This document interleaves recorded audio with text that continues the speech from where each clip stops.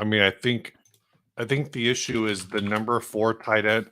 The gap between the number 1 and number 2 tight ends Massive. is like, well, it's that's probably, I'm thinking that's probably Kelsey and Andrews. It's massive, but it's not untenable that you would start Mark Andrews potentially over like a bad running back week. Oh, sure. Um, but then the gap from Mark Andrews to I don't even know who number 3 is like, Kelsey's probably on average listed for like 12 to 15 points a week. Yeah. Mark Andrews is listed for like 8 to 11 points a week. Then after that, nobody's above like 4.5. Oh, yeah. No, it gets bad after that. It gets real bad. Hey, y'all. Welcome to a football conversation. Just kidding. It's not going to be about football the whole time, I promise. What is up? Steve, how you been, man? I'm I don't know. I'm tired. Yeah, me too. Me too. I just started that I just started CPAP like a week ago. Oh, really? So How's that going? my wife has enjoyed it because I don't snore anymore. But I don't. Apparently it takes like a month. My camera's over here. Let me switch my Yeah. screen location. It takes like a month to potentially to like adjust to it. So yeah, I'm not there yet. Yeah. I'm still like tired, but Segue into Taylor. That could have been a way to do it. I don't feel like there's a lot to say. I mean, I'm just kind of. Michael Kraus did post some topics. I don't, the plummeting used gear market. The problem is I haven't been following the used gear market. Oh, I have. It's been trash, man. Nothing's moving. Okay, there are a few things that still move. I've been able to move a couple of lesser expensive stuff, but like anything like $1,000 or more just sits. Are you saying is it a buyer's market, or are people still hanging on to, we probably should have done what you started to do, and I'll come back to this. Okay. Hi, I'm Steve. Hi, I'm Phillip. Welcome to Sunday morning stream. We should probably name this at some point, but whatever. Yeah, we should. It needs a name. We're consistent enough, I think, at this point, every 3 to 4 weeks that it needs a name, but no idea what to call it yet. Yeah. Does everyone else have buffering? I've got Ian says he's got buffering. Ralph has got buffering. My speed is usually pretty good.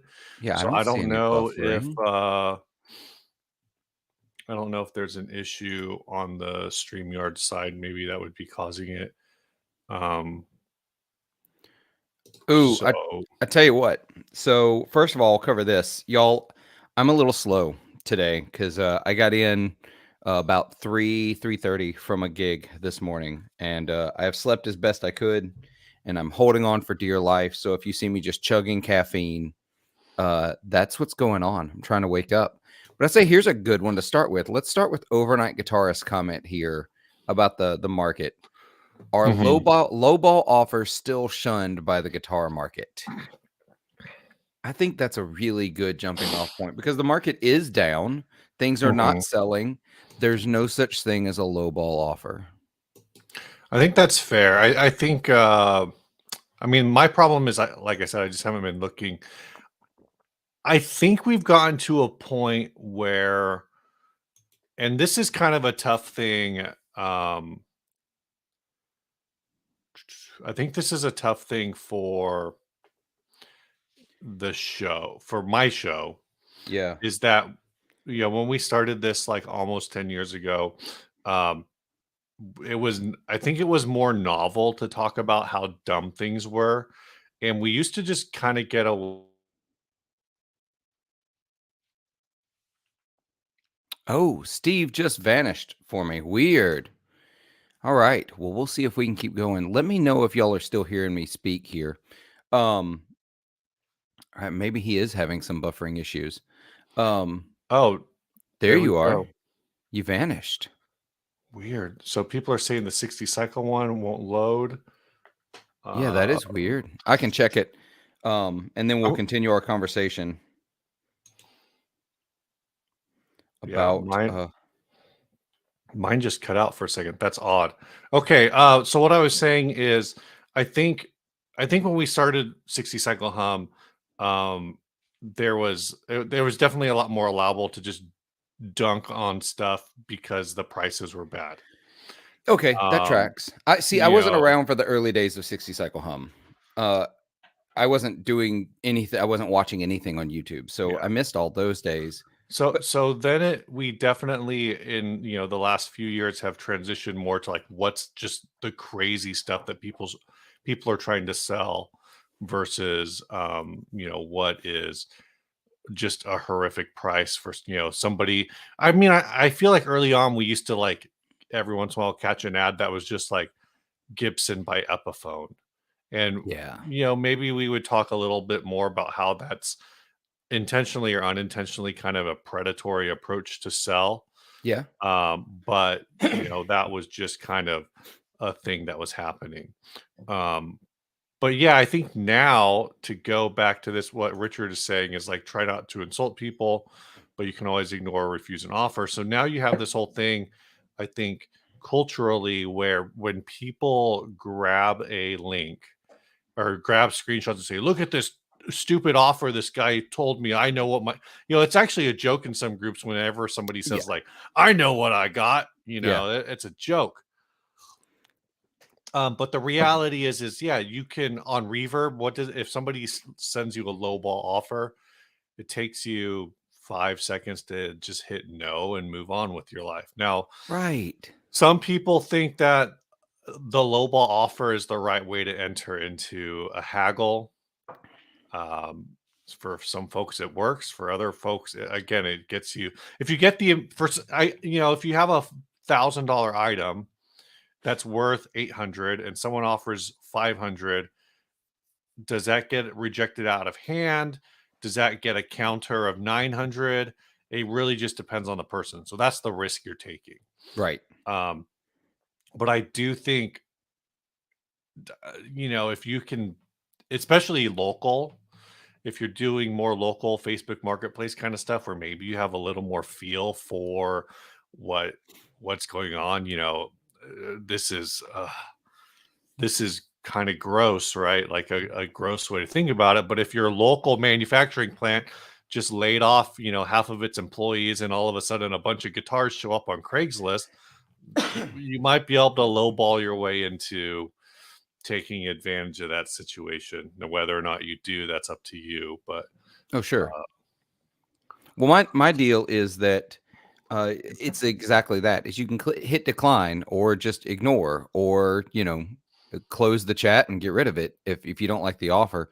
I think there's a point, and it's a nuance thing, and every person's a little different. Some people the low ball works, they'll take it and they'll go, but that's like the major minority. I also find that people don't always want to say a price. They'll message and say, "Hey, can you come down on this?" And they'll say, what do you have in mind? And they're like, they have no idea what to even offer because they don't want to insult because they do want to actually try to get a deal. They're not trying to insult the person. It's a hard thing to kind of manage the personal interaction of haggling over a price. I love the haggle, but mhm, sometimes there's some items I'm like, no, this is the price because this is what this is already priced probably at the lowest available on the market, usually is how I start almost always. And so sometimes I especially have a rule in the first 3 days of a listing. I don't take an offer in the first 3 days. right. And And so that's kind of what Overnight Guitars here is saying. They're saying they buy from OfferUp and Marketplace, and sometimes you make an offer and it will just sit there for a couple days. And that's kind of what I think is a thing that can work in those types of places where you might not be as with Reverb. It just says you have 24 hours to accept. So right, you're either rejecting or you're negotiating or you're accepting. But on OfferUp Marketplace, something can just sit there. Somebody can say like, "Oh, this offer is terrible. I'm just going to ignore it." And then 3 days later, that's the only offer they have. So right. if they want to sell, they're kind of forced into a negotiation. So Um, I've generally, my approach is a little more with what Justice is saying here. Um, for me, when you're communicating online, all bets are off. But I try to do all my haggling online. Um, when I'm doing that, once I show up, if unless there's something where when I inspect the item in person, um, the uh, the when I inspect the item in person, if it's not um, to what we discussed in in emails or messages or whatever, then I'm gonna try to be like, "Hey, you didn't tell me about this. You didn't tell me about that. Oh, this pod is scratchy, whatever. I'm gonna have to fix this." But unless I can come up with concrete things, um, I don't haggle once I'm in the space. Yeah.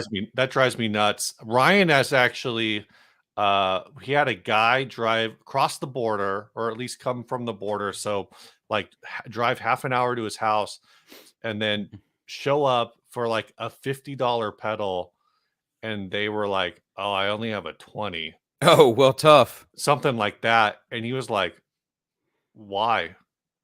Yeah, Like, you knew he how just much it was thought, before you left. yeah, he just thought, or I guess they just thought they were gonna show up, with, a certain amount of other in hand.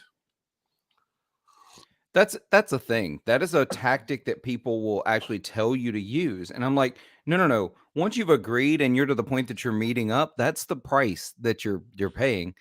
Snarky, we're having some internet weirdness, so cameras may be a little fuzzy. It should eventually level out. Um, I do think that it is some of the stuff. It's some of the runoff of the COVID boom. I think it's also we've seen a metric ton of releases this year.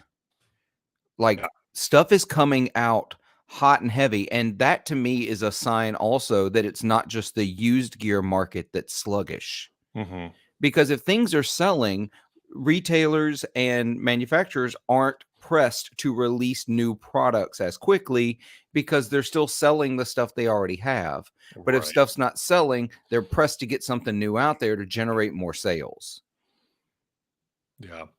There's, I don't know, I really haven't looked at the used gear market in a while. I've kind of unintentionally stopped stopped buying, like, if I see something pop up I guess I will look at Marketplace, but I'm literally looking at Craigslist for the first time Oh man, I in don't even look at Craigslist forever. anymore. It's so bad in my area.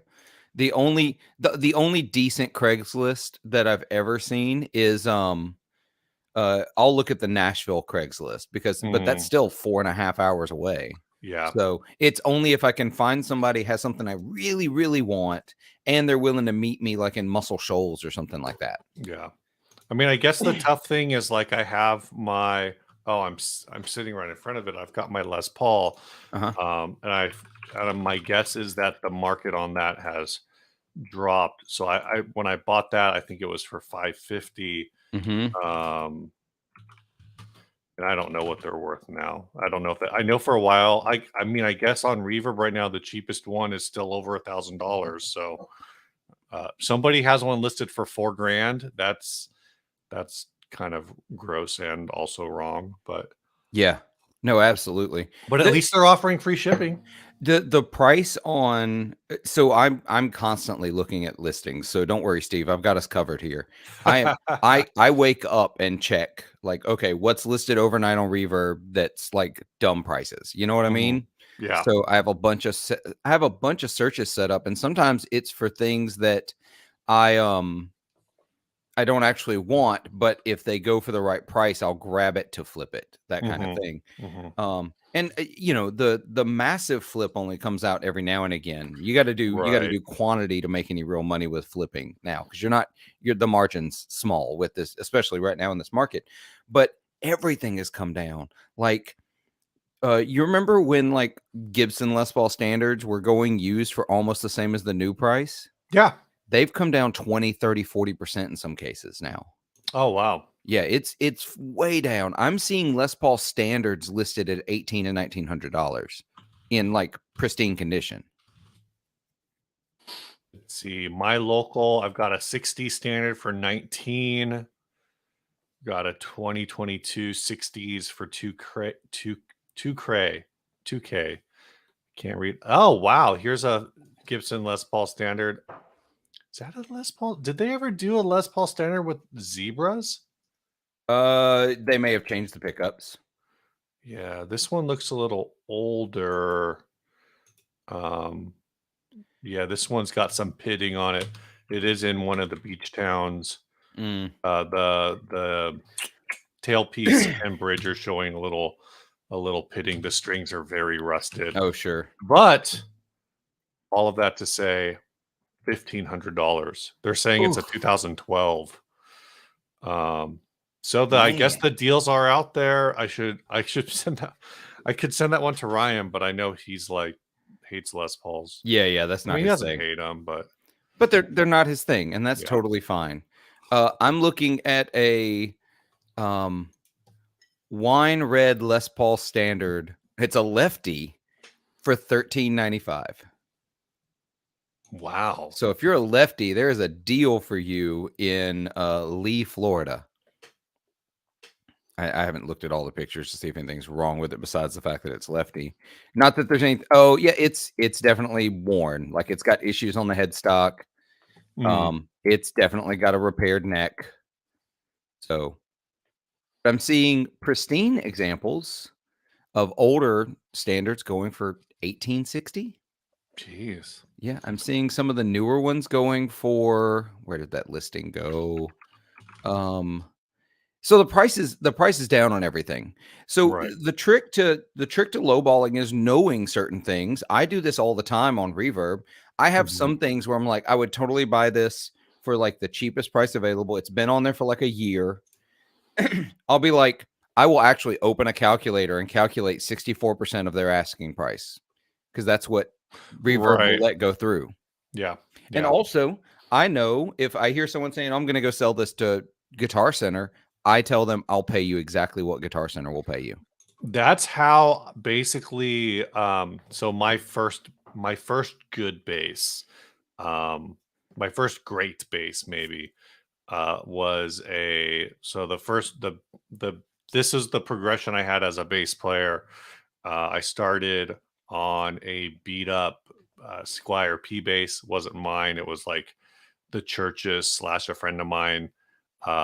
It was one of these, P basses, as so many P basses do. The pick guard broke, so they were Yeah. like on the jack. So they actually replaced where the location where the jack was with like a Tupperware piece of Tupperware cut out or whatever. And that worked. And then so I had that, and then I got a mid late 90s Mexican standard jazz bass. Um, and that was fine, but I actually always thought the pickups were a little muddy, so I ended up putting EMGs in it, and it sounded a lot better. I actually got that for really cheap. I got that bass and an amp, a big amp, for like $200, I think, or maybe 300 Oh for the whole man. thing. But then I happened to be in the guitar store that Ryan and I talk about a lot that doesn't exist anymore. Was Guitar Trader. Oh, what is It was Guitar kind of Trader? like it was one of the San Diego mom and pops, Okay. and we um we I was in there, and I happened to run into a guy who was the bass player for someone I knew, and had jumped in a couple times for just to like sub in on bass at my church. I was still playing guitar at church, and he was but this was before I switched to playing bass at church all the time. And he was selling a bass. He was selling a bass that I'd seen him play before. And I was talking to him. He's like, "Yeah, I'm trying to sell my bass um, because I want to get a bass pod, a Line 6 Oh, I had one of floor, those. the black bass pod XT. Right. You remember those? Yeah, I had one. I gigged it for a little Um, while. and I go, okay, man, because he was gonna go in the studio. He's like, I don't need this. I have another bass I'm gonna record with. I need an interface and all that so I can record bass direct. All right, whatever. So the shop was like, well, this is carbon fiber truss raw reinforced truss, da da da da da, like pinning down the era of this bass. Yeah. So, and they pulled out Blue Book and they walked them through the whole Yeah. process of like, well, this is what we could sell it for. So this is what we're willing to like risk to offer you. Basically, I think they offered him like $280. And I was like, dude, let me make a phone call. Yeah. And I ended up buying a Fender American Jazz V for $300. Oh my And gosh. I actually only paid $150 for it because we did it out of like this was when Ryan and I and one of our friends our first band together Mhm.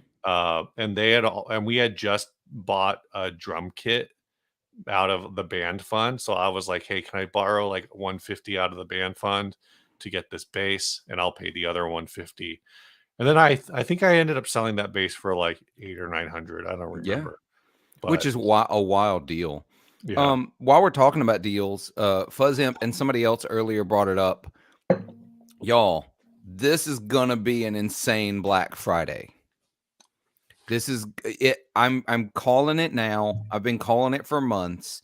The market is so down. People are going to go crazy to liquidate inventory before the end of the year. interesting. Have you actually heard anything coming through or Just some rumbles. But the fact that Fender already has these massive discounts right now, PRS has these massive discounts right now on the Silver Sky. yeah. The Noventa series is like heavily discounted. They're trying to get rid of those. The what else was marked down? Somebody mentioned them. They're marked down like the Aerodyne, which has never been a series of Mhm. Fenders I really liked. Um, I don't I really like the current ones. yeah, I yeah. like the older ones. I think Like the aesthetically, I just don't like the colors they picked for this Oh, set. gotcha. I think Black Friday is going to be big right into holiday sales because people are going to be looking to liquidate inventory before they have to pay the taxes on their inventory. Mhm. So, because stuff just has not been moving the way it did in the last 2.5 years. So they're going to have a lot of trouble. I mean, it's the same thing. You and I both bought a base last year for like $250 Yeah. shipped to our door, you know? Yeah, So Scientific Uppercut. Fender just had an awesome 20% off deal. The Rascals are still, I think, 20% off. I think they may have some other stuff that's real 20% off. tempting to buy another Rascal. I don't I'm need a kind of second in one. I mean, you and I had this conversation in another group one. I just sold a base. I have 3 bases right now. I don't need another base. But if they end up putting all of the colors on sale, the green one's gonna get real tempting. I don't think I Yeah, could justify spending. I think it's like what 395 right now. I don't know. I think I'd have to see it under 300 to for it to like be a must buy. But I think the green one is the go. Like the Yeah, green one's just too it's the pretty. best one. As much as I like the shell pink one, the black one looks pretty good. The green just looks fantastic. Yeah. It's the heaviest guitar I own, though. I've officially proven that. I've weighed all my guitars, Oh, really? and it is the heaviest guitar I own. It's like 9 pounds 4 ounces, something like that. Mhm. So, um, but be looking, y'all. It's coming. And Fuzzimp says he may release his Black Friday deal early. Not a bad plan. Not beat Yeah. people to the punch because I think it's going to be a big year this year. So if you have been thinking about buying anything, absolutely wait. Also, Overnight Guitarist mentions the Guitar Center in Vegas. Every Guitar Center I've been to for the last 3 months, and I've traveled a bunch, has Mhm. been the used cases have been packed, just absolutely full. And that's Right. even in my Jackson, Mississippi Guitar Center that rarely has more than, I don't know, four. I hate that the camera does this thumbs up thing. Now I need to figure out why it does this. A little bubble pops up when I do a thumbs up to it's weird. Um You've got I hand gestures turned on. What's that? You've Oh, is got that a some thing? kinda I must be. And it's got to be my camera because it's done it on multiple platforms. Um so but the used case at the Jackson, Mississippi Guitar Center usually has like 5, 6 used pedals. Last time I went in Mhm. there, they had, I don't know, 15, 20. Terry, Mississippi. Yeah. I bought a bass and an amp in Terry, Mississippi. Uh but I've never even heard of Terry, oh, Mississippi. it's outside of Jackson. It's one of those tiny towns right outside of Jackson, Mississippi. Basically only people only ever know of Jackson and maybe Biloxi because they've heard someone on TV mispronounce it Biloxi. But yeah, I think it's a weird market right now. And so Mhm. if you are looking to sell for top dollar, hold off, wait, don't do it because you're not going to get it right now unless you've got one of those like handful of things people really really want. Um, it's tough. So hold on to it if you can, but if you were looking to buy, now might be your time. Also before NAM, because there will be a spike in sales after NAM. So you're gonna have a window between now and you know.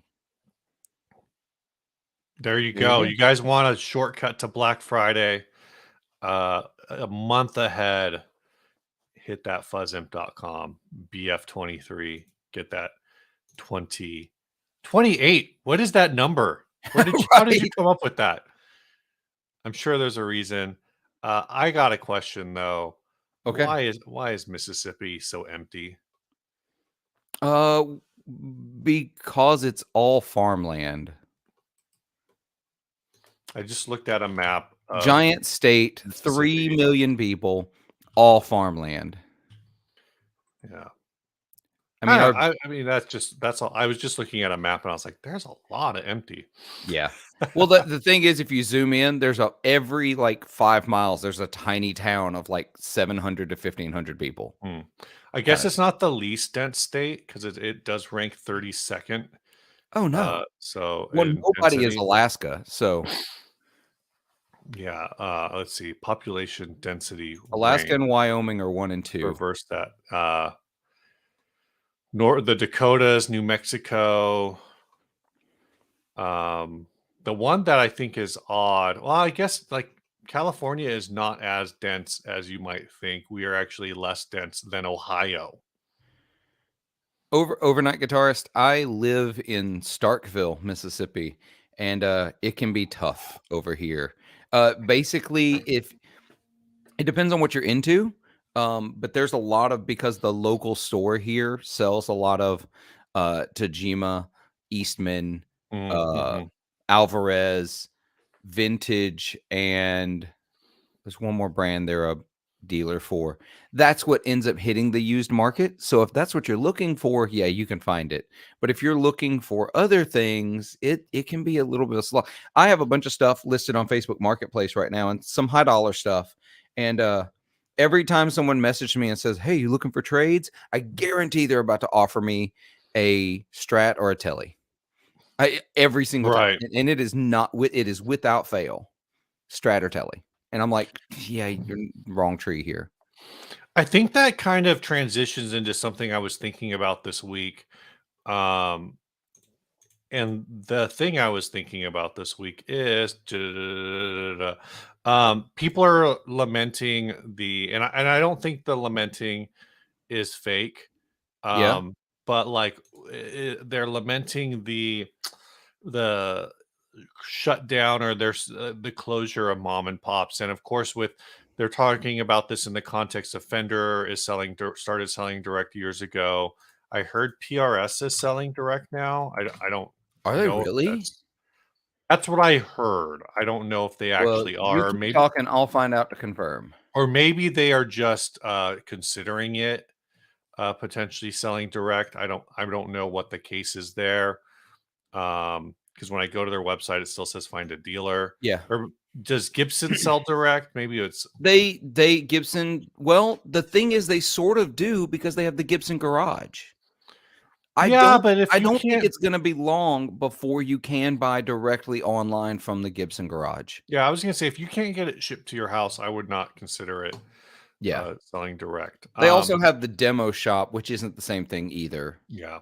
But you brought up these other brands, Alvarez, Tajima, whatever. Like, how do is that the way to go around get around Fender and these other brands like s- pulling back, or maybe people are going to the mom and pop and they're seeing like, oh well, this is on sale on Fender's website right now.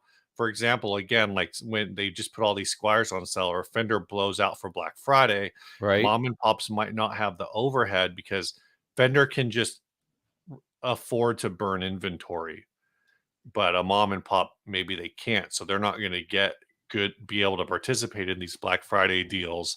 People are going to come in and say, I can get this at Fender for $350. Why is it still 500 here? They're just going to be like, we don't have, we can't, we got to pay for this roof basically, Right, exactly. um so I guess where I'm going is like, are these other brands, if you I'm trying to figure out how to phrase this, because obviously, like, if you can't put Fender, Gibson, PRS, something, Ibanez in your window, um, it's hard to get people in the door, I think. Yeah.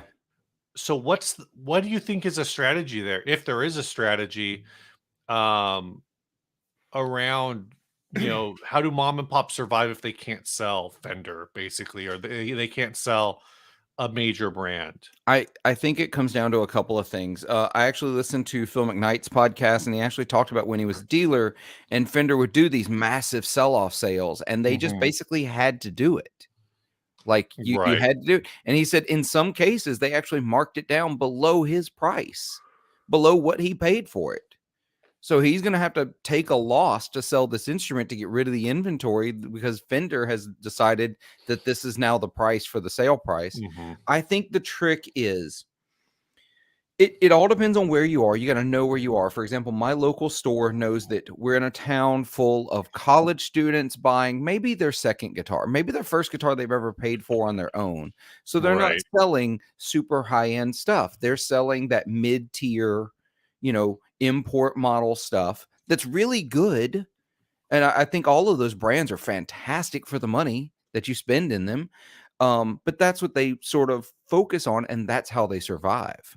Is that's what they're selling. They used to be a Taylor dealer. They used to be a Fender dealer. They used to be, I think they also may have been like long ago a Gibson dealer. But those Mhm. weren't what was moving. So they had to find their niche, and that's going to always be the thing. What works in your community? Yeah. Does new gear not really sell in your community? Do you need to be more of a consignment and secondhand store? There's a lot of great stores making a great living just being that, just hunting used gear and selling it that way. Exactly, Fuzz Imp. You sell the used and quirky stuff, or if you're in the right community, you become one of the stores like Carter Vintage is a big example. Think on a smaller scale, but you kind of specialize in the high dollar stuff, and that's what you do. I'm just gonna call this out. I get it. This is a local comrade says, "Oh jeepers, how will all these capitalists survive? Oh, those poor business owners." I think there's a certain irony in this statement when you're talking about like maybe the shop that's been down the road for 30 years. And functionally, to me, this statement is saying, hey, fuck your local capitalists, support your mega conglomerate. Yeah, Maybe that's not the message that's intended, but that's what I'm taking. I'm just gonna say it. That's just my thought on this. yeah, that's the thing is, you can't What? call everyone who buys and sells anything just a complete capitalist. That's a blanket label that doesn't fit. Yeah. People got to live. Why should What why buy a guitar from your neighbor when you can buy it from a faceless entity on the internet? I don't know. You have to ask yourself that question, I guess. Yeah, that's gonna always be my take, is that you've got to we need these small businesses to continue to operate. There's also a certain irony to me. Again, man, I'm just going off. I get it. Like, there's no ethical consumption under capitalism, but you're watching this on a fucking Alphabet product. So I don't know what the answer there is. I guess I don't know what's the are guitars, should guitars be cheaper? They probably should be cheaper, but I don't know. I don't know what the answer there is. I don't see how supporting Fender as an online retailer replacement for the shop down the street is better. I don't have a hot take on this topic, except that, this is where we live, and I want Cody, the guy who owns Backstage Music here in Starkville, to continue to be able to feed his family. And Well, so, the point that's I think I caught part of the episode you're talking about with Phil, is Phil's thing was, uh, or at least what he's brought up before, is maybe the purpose of the mom and pop isn't to is it's not going to be the place you go to buy a high end Fender. Like, you're going to yeah, buy those on online, or you are going to buy those online. You are going to buy those direct from Fender. But and I've seen this happen, right? On a Tuesday night, all of a sudden you get that call that you got to be at a gig, Tuesday morning, and you're like, well, shit, my number one needs new strings. If you don't have a local shop, you're toast. Maybe you didn't plan for it. The number of times I've seen people like running to the local guitar center, trying to squeeze in before like a 10 a.m. church service to buy a cable, to buy strings, to buy whatever. Like, it's all the time. It feels like all the time. yeah, It's maybe only been a 100%. dozen times over like 20 years, but it felt like all the time. So I want to kind of I want to divert us just a little bit, because I'm going to forget this and it's lost relevance already at this point. But you mentioned Guitar Trader earlier, and Mm-hmm. so as I was asking, I Googled it as well because I was curious what you were talking about, and Mm. did not find the one you were talking about. But I did find a Well, it shop. doesn't exist. Yeah, yeah. That's Well, why. I found a shop in. I'm going to share my screen. I found a shop in North Carolina, and let me see if it'll let me. Where'd it go? As long as And it's not casino guitars. it is not. So I want you to look at the pictures they use for their categories. All right. Let me know Oh, when you got this it is shared. cringe as hell. Yeah, wait. Are these not AI? These are all AI. Yeah, this is all AI. Ugh. 100% AI generated images for their categories. Why not Look just at look at this man's six-fingered hand. why not just take pictures of the equipment that you own? Yeah. I don't know. These are all like, look at this, looks like something y'all would talk about on the show. Yeah. Well, we would probably dunk it on the show, but Oh, yeah. absolutely But is would. that like a semi hollow with a Floyd Rose? I it's don't know. It's something. Like, It's definitely something. what are all It those extra wires? it looks like a steampunk vibe. Look at all this other gear. It looks like steampunk vibes. Yeah. I will agree with, I do want to pull this last comment up. I do agree with this. I do think a lot of mom and pops, if they thought that they had the business acumen to do it, would probably, Walmart originally was also a mom and pop if you go That's back true. far enough. So,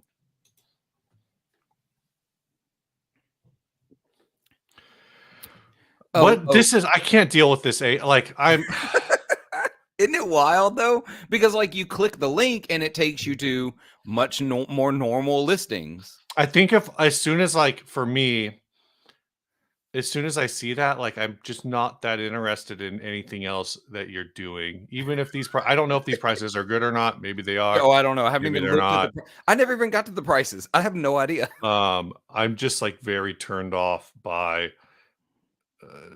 It's like you're trying to be modern. It's it's a Jurassic Park problem. You're So preoccupied with whether or not you could, you never stopped to think whether or not you should. Exactly. Yeah. Yeah. No, it's so cringy. And like I'm someone who actually appreciates AI in a lot of spaces. I know that's controversial, but just no. Take actual good pictures of the gear you actually sell. Mhm. And this is looks like a purely consignment used shop Yeah. too, which is Yeah. on, which is even like, I don't know, you've got some interesting things here. Like, you've got some, I mean, I guess that's part of the issue is if you always have a rotating stock, your pictures are just going to be pictures. But I How do you feel about a shop that keeps a sold gallery? Like they keep listings that they've sold. This is their sold um gallery. I think maybe you have to, I don't really know what the purpose of a sold gallery is. I guess maybe the purpose is that to give people like, oh, I have, like, if you're browsing and you go, oh, I have one of those, maybe I should sell it to them or I whatever. guess maybe. Especially if they do things as consignment, then you're actually, showing pictures of things that people successfully sold through them in the past. Um, Oh man, check out these vintage drum machines though. Dude. Okay, that is that in Pro Audio? yeah, Pro Is in Audio Pro and Audio. Synthesis. Um, None of these all are these things that people want. These I don't know. Elises. I just love 80s drum machine tech because it was so bad, Mm. but it's been made good. I don't know. I don't know how to make that work, but it does. I don't know. It's real tempting. Like this RX-21 for $60. That's almost worth taking a punt on. I started looking at something yesterday. I'm Here, I'll gonna stop sharing this. I'm We'll gonna go back to. I'm gonna show this. Unfortunately, we determined that they're more of a cream beige color than what I thought they were, which was yellow. But my wife and I were watching something yesterday and saw this. Scientific uppercut. I have definitely owned bad Squires, but the current Squires are not bad. They're very, very good. There you I go. have a couple This at this point. this is a Baldwin Discoverer. I don't know what it sounds like. I just think it looks cool. Yeah, I But want it part of now.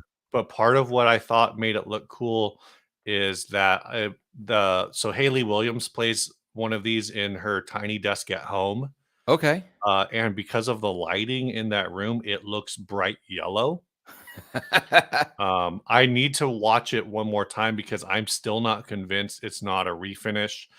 But because I don't remember being able to see any of the labels, but it would also be kind of insane if they refinished it and did not replace the labels because there's so many little buttons and things. Yeah. I don't know what it does besides, I mean, she plays it in the tiny desk, but So, yeah, you've obviously heard it.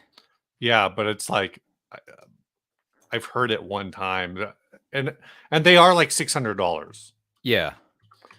It So sorta I'm not reminded gonna me of buy this one anytime soon. it reminded me of this vibe that I saw for the first time on,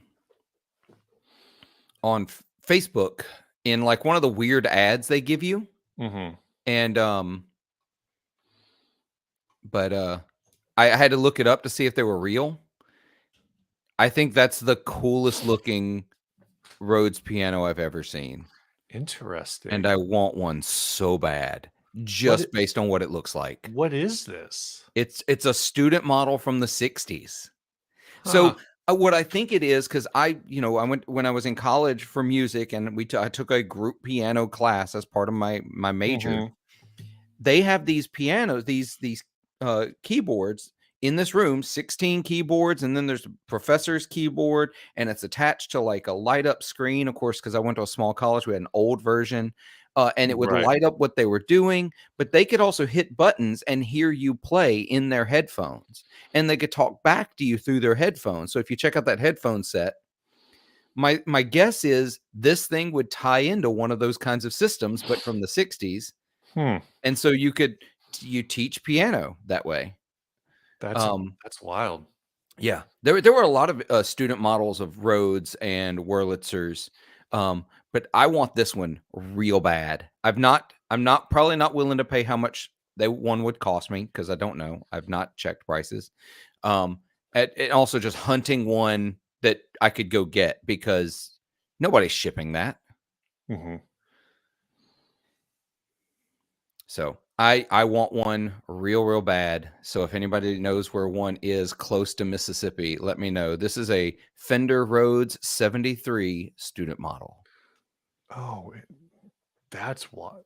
Yeah, I didn't realize that this was actually a actual Fender Oh Rhodes. yeah, it's an actual Fender Rhodes. Jeez.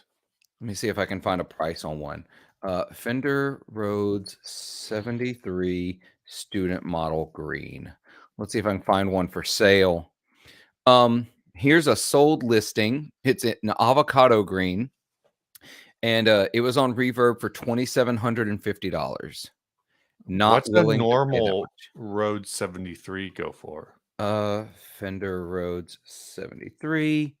Um, oh man, depending on when the listing is. Hmm. Let's see if this listing is still available. There's one on Reverb for $2,600 with $500 shipping. So, of course, that's in Hawaii. So, yeah, Right. shipping is going to be outrageous. They go up from there. A lot of them are local pickup only. But yeah, I'd say 3 grand looks to be like the good price for one. Yeah, so this kind of is in the right price ballpark wise, but it's also it's Hyper clearly like rare. not portable Yeah, yeah. in the same sense that like a normal Rhodes 73 would be. There's exactly one of these on Reverb right now in Michigan for $5,000 local pickup only. Gee, yeah, because how do you ship it? Right, exactly. I mean, obviously, like you can, but I want to hit this comment. Overnight guitars. Do guitars still hate on Squire? Love the brand. So much to offer at every price point. I think the answer is some depending on where you are. I think Squire's done a lot in the last 15-ish years to like rebuild the reputation to bring it up. Um and obviously like I think there is a definite perception now that um the differences between like in quality and price between Mexican Fender and American Fender continues to become more narrow, and that with the price increases, those price gaps have become more narrow. Um, so Squire Classic Vibe at are they 500 now? I have no Uh, idea what they go for because I only buy them when they're on sale. they are, let's see, Squire, they're $430. The ones that aren't on sale for 360 are like Yeah. 430. So they're in that $400 to $500 range, which is kind of the old, I say old, like the 20 years ago Mexican Fender price. Um, they've kind of moved into that gap. And I think honestly, like the paranormal and the classic vibes that I've played, I think Yep. are better than what Fender's Mexican offerings were 20 years ago. Um, but I think a lot of people still hate on Squire because their experience with them are 90s, early 2000s bullet models, 90s, early 2000s affinity models, things like that, and not proper, like they're not modern. And so, it's the same thing of the people who it's functionally the same thing as the people who are like, "Oh, Gibson sucks. I had a 1974, blah blah blah." And it's like people are like, and it weighed 13 pounds, and I'll never play another Gibson. It's like, manufacturing methods change, over 50 years. Things get better. So I think people who have played modern Squires, and again, I'm saying in the last 10, 15 years, have more of a better opinion on it. Um, but some people are still hung up on that one Squire they played that one time Yep, absolutely. in 1997. That was me for a long time. I'm not gonna lie. I'll be super honest about it. I was that person who was like, no, no, no, they're shit. They've always been shit. No, they're not anymore. Also, if you want a good Squire with a Strat with pickups, just get the 60s, the classic vibe Mhm. 60s. It actually has Alnico magnet pickups. I think they sound good. Um, but yeah, they're not what I grew up with Squire being. Right. I Oh, haven't played the Sonic series. I have no idea how those ones sound. Um, my guess is they probably don't sound that great, but I have no idea. yeah. Um, I I'm I kind of in don't that know. same boat. I would just look for any. I know back in the day, um, I would not play anything lower than a standard Squire. And if I was just looking for something where I would not feel like the need to upgrade right away, I would Mhm. say the standard series. The standard series, of course, doesn't exist anymore. Um, I think everything below affinity and below is still ceramic. So I would kind of just be looking at, like you said, like models that start with that have Alnico pickups. I think once you're looking at Alnico pickups, you're looking at something that's had a little more thought put into it, and that's probably right now the classic vibes. Yeah. Because I don't, they kind of just jump from the affinity. I guess they've got the contemporaries, which are all a little odd, and then you go up to classic vibe. Yeah, for me, it's for if you're I'm looking at Squire just because of who I am, I'm looking at the classic vibes because 'cause I'm a boomer. I get it. That's my taste. I know that. You see all this sunburst behind me? I know who I am. But also I'm looking at the paranormal series stuff because it's always interesting, and if you actually care about money, if that's a thing, you care about resale value, when those get discontinued years down the line, they almost always go up. So, Yeah. Oh yeah. man, No one's buying anything right now. Ryan wants to know what's up. I don't know. I don't know. Nothing much. We're just complaining. We're out here trying to break capitalism. That's what we're doing. Or capitalism, depending on your perspective. Yeah, yeah. No, we're actually pushing capitalism. It's fine. Uh, so Steve, what else you got? What you thinking about? What's going on? I need to mow the yard today. Oh God, why? Because it's because of my neighbor mowed his yard and our yards touch each other. So So it's so obvious that you haven't. yeah, so it's like basically if like I only got half a haircut, that's what my part of my front yard looks like right now. Sean wants to know if that's a real firebird. They're both real. They both exist, and they're both called Firebird. That is a Gibson Firebird, though. That is that uh, is. I had the Epiphone. It was fantastic. I sold it when I got a Banshee, a Cower, and mhm. then I traded the Cower away and still wanted the Firebird vibe, so I got that one. So My Steve, my oh, go ahead. what's up is that I need to play bass more. Yeah, yeah, you do. I need to play music more in general. But I feel like I have not picked up a bass. Well, I guess I haven't picked up a bass since I like made whatever audio track I made for that Sweetwater vlog. Um, I played bass for that, and I just haven't picked it up since then, and it's kind of like a bummer. Um, because I just need to play bass more. Yeah, you should. No, you absolutely. I And spend. hold on, and this is the reason I need to play bass more, because I just like I had this vibe, I had this feeling. Bully. I met Bully at NAM last year. Oh, awesome. Super cool. Showed me how to slap, which I kind of figured out, but then it's like I just haven't had time. I haven't made time. I always, you always say like I didn't have time. I have time. You do. I'm You got to make it.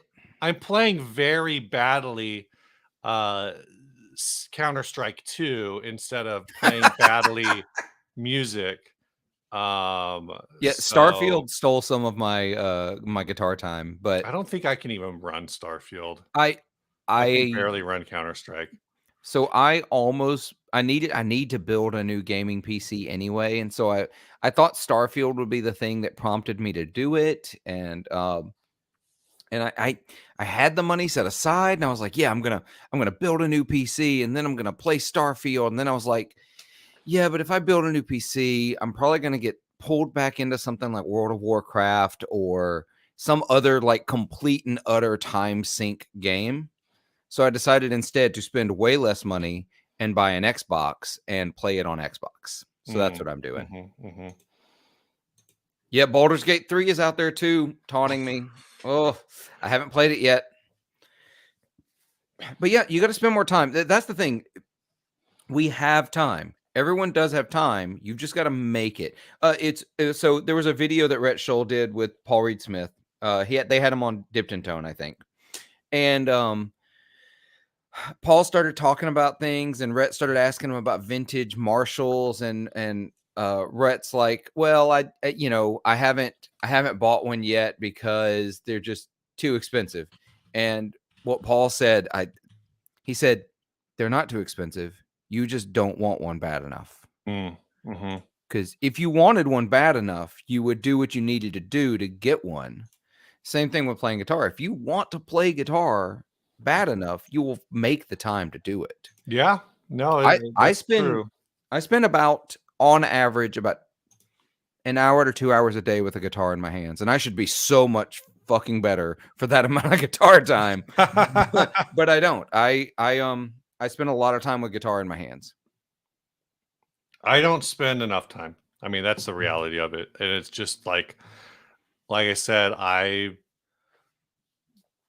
don't have an excuse. My Yeah. excuse is I'm playing video games or like I'm playing video games. Like I work from home and my back when I was doing Steven says I practiced 30 minutes a day as part of my mental health routine. And when we were actively doing our first round of sponsorship with Pickup Music, I was doing it like every single day, or I was Yeah. probably not every single day, but I was probably going through lessons like 3 days a week. Did At you see any least. real growth from that? Do you feel like you saw Yeah. Yeah. I learned because I never like did anything focusing on scales. So that was some time I spent actually like understanding. I don't necessarily understand like the theory behind a basic pentatonic scale in terms of like I could walk through them and know what notes I could tell you what like 1, 2, 3, whatever. Sure. But I couldn't tell you offhand what those are without a guitar in my hand. But prior to that, I just never like if someone said, "Oh, this song's in G," I would know like I know what all the major notes are in G, but I don't know what like the common pentatonic is for that and how to Okay. like access it in different parts of the fretboard. We should So I chat sometime. I can teach you that concept in about 15 minutes. yeah, but I was told that that's like the $50 tier on your Patreon. Oh, no. That is the I'm $50 just tier on the messing with you. Patreon, but no, we'll talk. We'll talk at NAM. How about that? That sounds good. Yeah, we'll talk at NAM. Which we'll talk about in a minute. But first, I need to shout out Sassy bringing up Here Come the Mummies. Not enough people know about that band. What is I don't So know who that there's is. this funk band called Here Come the Mummies. I saw them live. So we played South by Southwest back in 2004, 2005. I can't remember. And so a friend of mine and I went out one of the nights we were in Austin and did this like rooftop thing. And I need to I have pictures somewhere, but of course I was probably taking the pictures on some like Nokia flip phone. So they're terrible. But They they're a funk band and they dress as mummies for every show. It's not just a Halloween thing, like it's a whole shtick. But they're incredible. They absolutely blew my mind. So I haven't listened to them in years, but I'm glad I hope they still exist. I hope they're still playing because they were great. Also, if you dress all of your band members as mummies, that means as you age and have to find new members, you still look like the same band because your all faces are covered because you look like mummies. That is a way to do it, I suppose. Uh, that is certainly a take. Yeah. So, yeah, I love them. So, I'm going back to some questions from earlier. Michael Kraus asked us, this seems relevant. Sure. How do you meet other musicians? Steve, how do you meet other musicians? I don't. I used to meet them all. I mean, I used to meet them all through church, right? Like when I was playing church thing, and we'd have people come in and rotate around or whatever. But otherwise, we don't. Mm. Well, Um, I don't actually where I live now, I don't even know what access there is to that. yeah. I know San Diego, at least they used to do, but this may have been years ago. I don't know if they're still going like blues jam at the VFW kind of thing every Yeah. once in a while. Um, I think I don't know how Ryan found offhand.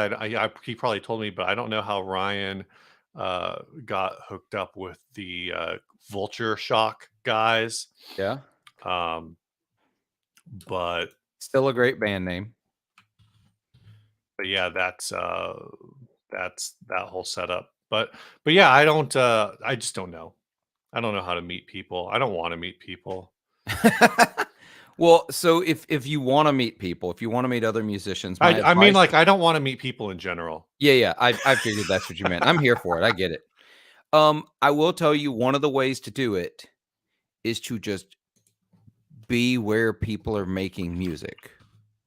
Just find your local jam, find your local DIY shows, go, just become friends with your local music store owners. All of the musicians come through your local music store. So you gotta be present to win. You gotta be Mhm. around other people to meet other people. That's just the way it is. You're not gonna meet other musicians hanging out at your house. What? Yeah, that's not how that My works. wife is a musician. I guess I've already met her, so I'm Yeah, not you've gonna. already met her. That doesn't count. Are y'all in a band now? No, You could do a we band. could Play a just band. a two-person. We could be a. What are those? What's the King Crimson dude and Frippin? What's the woman? His wife's name? I I think cannot that's his think of it. wife. Or and now you gotta teach your kids drums, do what Ryan's doing. Mhm. It's beautiful. It's perfect. Toya Wilcox. That's her Yeah. name. Very strange YouTube presence they have. But yeah, that's my thing. Go where music is being played, meet the Yeah. people making it, and just be chill. Don't go on the first day and say, "Yeah, if you ever want to play sometime, I play guitar." No, no, no. Just become friends. Yeah, I know a few. There's a bunch of restaurants here that do live music. One of my old friends from high school, him and his wife actually do like they play at the wineries for live music. They play at a couple different restaurants. So there's definitely live music happening within a 20-mile radius of where I live. Yeah. Um, I actually found out my next door neighbor actually plays guitar. He plays styles that I'm not really into, but um we became friends talking about guitar because he saw guitars getting delivered to my house. mhm. Like nothing looks like guitar boxes don't look like anything else. Yeah, So that's kind of a little terrifying though. yeah, yeah. But he's a cool guy. I like him a lot. But he's big like Eddie Van Halen, that kind of stuff, and Yeah, I'm so yeah. not. Um, yeah. I don't meet buskers and Wheaties. Michael Kraus had another question. I don't remember. Nam predictions. Oh, I don't know. I keep hearing a rumor. All right, Nam predictions. The prediction is I'm going to be there. Yep, I that's my I prediction. can predict that. Uh, Otherwise, there is a rumor, and I don't know if this is because of timing, if somebody knows something and said something, but there's a rumor that the newest, Helix 2 will Oh be no, announced. that was me hoping. That was me That's a hoping. hope. I That feel was like me that's a hope. hoping. But now with HX1 just coming out, that hope's shot. It's done. Really, you think so? You think I that? do not think they would release HX1 and then whatever the follow-up flagship is 3 months later. I think now we're looking at the soonest. They might not wait for a NAM, but a new flagship model feels like a NAM release. So Mhm. I feel like now we're looking at 2025 as at the soonest. I'm confused. Ryan says, "Is that a '90s Duosonic?" Do you have a Duosonic? I don't. Do you I have a don't have it. Duosonic? I do not have a Duosonic. Oh, I did see earlier, Kyle asked what year is the Firebird. I think it's a 2018, 2017, something like that. Kyle wants to know. It's post 2015. Kyle wants to know if he can go to Nam with me, but I think I'm all full up. Yeah, So, it's full. um, but yeah, it's as far as predictions go, I actually saw this. I don't know if this is a thing that people would be interested in, but maybe they will. That I looked at the wrong year. Um, Here we go. Uh, I'm now stealing a bit for the first time ever. That's not true. I've definitely stolen bits before. But I was watching Steve from Boston last night, and this is what he was doing, much faster than my Oh, computer will whoa. load. But this is the 2024 NAM map. And so you can kind of get some ideas. Of course, Yeah. these edges here, maybe they'll be filled in, maybe they won't. Yeah, they're on hold. Ryan, I've not Uh, heard anything about a summer NAM. I really hope there is, only because it's closer and I love Nashville. But but you can kind of see some of the brands we're looking at coming back. Third Man's mhm. this looks like kind of the pedals area, I guess. You've Yeah, got look at the size of the Mythos. Neural booth. Neural takes up a lot of space Woo. because they usually have a performance stage. Okay. They do a performance stage, of course. So does XVive. New X here will do a performance space, but this is a lot of your pedal and smaller builder like D'Angelico and Eventide back to back. This Ernie Ball space is not real. This is it's real, but this is like offices. Okay. So this is not their booth space. Minerick, for whatever reason, always sets up next to the bathrooms. I think they think that's a good strategy, but to me, it just means I associate their guitars with trying to figure out whether or not I want to drop a deuce. Um, So I love that Bare Knuckles has a bigger booth than Dunlop. Is that Dunlop? I don't have my yeah, glasses on. Dunlop. Now I don't know if Dunlop is MXR might be somewhere else. Okay, that would track. I'm not. I don't know. I'm not gonna go. You can search for things. I'm just kind of floating around. Yeah. But Quilter, what is missing from this? That's Balaguer will be back, and they're right across from Legator, which will be interesting. I know Valiant guitars will be back. Some of these brands are brands that like you don't necessarily know who they are. Like Yeah. I think OMG Music there down there um, owns a bunch of people, but I don't remember who all they own. Let's see if I can find that.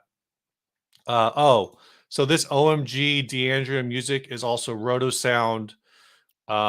It's just a bunch of different kinds of products. Roto Sound, D'Andrea Locket Straps, Guitar Straps USA, Yeah. Rock Slide. Oh, that's the Rock Slide booth. Okay, that makes sense. Okay. Ormsby will be back. Hoshino is just this big Japanese brand. This is the actual Ernie Ball booth here. Right? I see Builder it. Showcase is typically where like uh wait, Builder Showcase. I don't know what this is. This is different than the boutique Yeah, that's different. That's because the I one. know you were thinking that's where like Cower Down and here, Boutique Guitar Showcase will have Cower, probably. Yeah, he's on here. Mayona's, Diego Vila, Dingwall, just a lot of like very high end. Strandberg is in here. Sometimes Strandberg is both in here and at their own booth. I don't know what they're doing oh, this year. builder showcase looks like actual like tools for builders Right. and that kind of Eminence, thing. um, Tesla pickups, so some things like that. The thing that Martin's got a big booth, the spot that like, and then once you get there, like this is all the drums, the drum nightmare. Um, Let me see if I can find the So full alternating floors. is Here we go, on level 2. hold their de facto thing they say when they haven't sold a booth? Because this is an awful lot of on hold. My guess is that means they haven't sold the booth.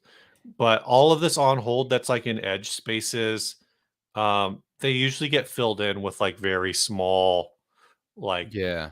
like if like if Rocket Music were to have a booth, it would probably end up being like one of these on hold booths. Yeah. Well, actually, I'm seeing up in the upper left, there are some booths that say available.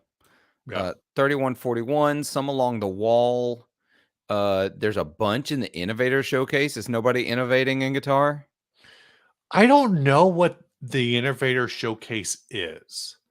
I'm looking at the brands in here, and oh, Eminent Technology is moving to the guitar space. That's cool. Eminent Okay. Technology is the brand that we talked about as like a weird, don't know what this product exactly is. The ultra light speaker cabinet, where it's not a speaker, it's like a giant transducer that Oh, operates as a speaker. So it's like a 20-pound, and it looks like a cabinet. It'd be really good for like housing use. It sounded great with the way they had their guitar set up through it. But this is a better location for them because last year they were in like this innovator showcase. There wasn't really one for guitar. It uh-huh. was so they were over in like one of these like I don't know, they were next to the sandwiches. We ran into them on accident. Oh, wow. Oh, they were in this other innovator showcase over here, but this is all like Beats and Faders Clothing Company, Silent Sound System, in-ear monitors. So they were in this space, and I think somewhere in here is like, um, yeah, lyrics prompter. So this is more of like Okay. live performance innovation. So it's Okay. kind of cool that they're doing an innovator showcase that's guitar specific. So seeing a couple of questions here I want to answer. Bully asked, uh, you think Fender's pulling up this year? I'm going to say no. They're not on the map, so that's why actually I wanted to bounce over to this the level 2 booths. Right now your big level 2s, I Two don't old even know hippies? what this is. Two Old Hippies is Breedlove. Gotcha. It's Okay. Breedlove, it's Weber, it's a third company, but yeah, it's Two I, Old s- Hippies. I see PV across from Taylor. That's interesting. PV and Taylor next to each other across from ESP. So Taylor's the thing is last year Taylor didn't have a booth Okay. from what I remember. Well, they had a booth, but it was just like it was a business booth. So this year it looks like they are actually setting up a full room, which is kind of like that's a positive movement potentially for them. So Fender's not on second floor, and then third floor is just all Yamaha. Oh, It looks like. So I'm not seeing Fender. Let's see if they come up on a keyword search. Um, I didn't get them when doesn't I look like searched. anything's coming up. I've also don't think Gibson. I no Uh, Gibson. I searched for that already. But also, I mean, Gibson has said they were looking at coming this year, as since they didn't go last year, but they may have decided not to. yeah. Because I'm not So seeing a spot that looks like. it would be their booth. You know what I mean? Yeah. Yeah. Unless they So, went much smaller than I would expect out of Gibson. and PRS doesn't look like PRS is showing up. And who knows? Like sometimes, that doesn't mean no one from those companies will be there. Last year, Fender said they weren't going to show up. Technically, they did not show up, but they're like digital sound people who had a booth. So it's like if Okay. you wanted to learn more about Fender Bluetooth, you could be there. I Um, stay up at night thinking how much I want to learn about Fender Bluetooth. yeah. All of this is also, I think this is kind of important to take in. Uh, like I don't even know. Shure is over here. SC Electronics. This is, I think, a lot of like live sound programming stuff. This is what we're talking about. People talk about Fender pulling out, but this is the full NAM map, like the full floor plan, right? This one hall D. Yeah. This is guitars. Obviously we talked about Yamaha being but Yamaha is guitars, so that's Yamaha line 6 Ampeg. Those are probably the big three in there in the Yamaha space. You do have some bigger guitar space in this level 2, but you also have like Kawai, which is just pianos. You have some other piano companies in here. There is an on hold booth back here, so that maybe someone like Fender decides maybe that could be Fender or Gibson. Who Yeah. knows? Maybe it's another piano company. But I wanted to pull out the full map here because when people talk about like, oh well, these brands aren't showing up, and there's certainly Fender, Gibson, Paul Reed Smith are a big part of NAM. JHS a big part of our community, but our community is this Hall D. Yep. The rest of the music industry is Hall C, Hall B, Hall A, ACC North Level 1, which I don't even go to, or ACC North Level 2, which I think the only time I spent in, I think it was level 2, was to pick up my badge. I think the badge will call this See, year. I want to go to level 1 real bad because that's where Black Magic Design is there. Mhm. Warm Audio is going to Warm be audio. there. Zoom, Sennheiser, Shure. Like Yeah, so there's yeah. probably like there's more things now that there's more live streaming and YouTube involved. We probably should Ryan and I probably should spend a little time Uh-huh. talking to some of these people, but again, the bigger point is just to show that maybe I pulled out too far there. If the entire guitar industry boycotted NAM, Yeah. maybe that's enough of a hit to kill NAM. But really, if the entire guitar industry boycotted NAM, you'd still have one, two, three, four, five of the six segments of NAM populated. Yeah. It would be bad. It could, losing 15-20% of your core segment, like a core segment of the industry, would be horrific. But would it really, would it be enough to kill NAM? I don't think we can outright conclude that. Like a lot of people want to say, well, these big guitar players are pulling out, so NAM is dead. And Yeah. I just don't know if we can conclude that. That's not the case. That's just Yeah. absolutely not the case. Guitars are a big part of NAM, but they're not all of NAM. There will still be a place for this show. Yeah. But it'll be interesting. It'll be my first California NAM, so I'm excited to see Disney. It'll be great.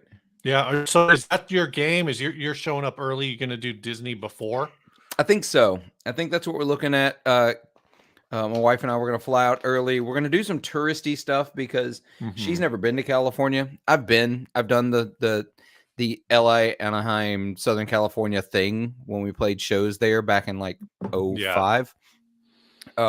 We did like 2 weeks in Los Angeles and got to travel a bunch around the area. But she's never been, so we're definitely going to do super touristy, like all the things. I've got to go to the Guitar Center there on Sunset Strip because Mhm. they've got the best vintage room. Not that I can afford anything there, Yeah. but I want to go.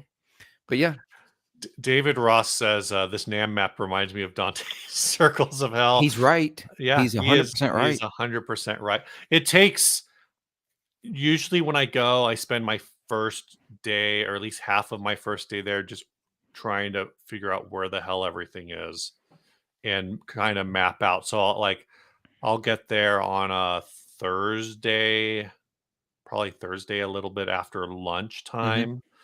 Um, my guess is I'm getting a haircut on Thursday.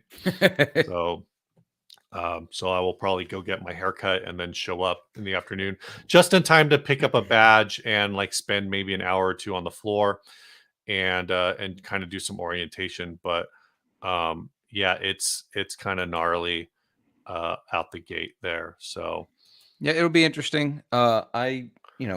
I'm booked to be there in Anaheim for a week. Went ahead and just took the whole week. yeah. Fly on a Monday, leave on the next Monday. Also, yeah, this comment, I'm so here for it. I wish Fender would do this. Like, yeah, just don't even show off your Fender stuff. Just have a Squire booth. Yeah, I think it would be great.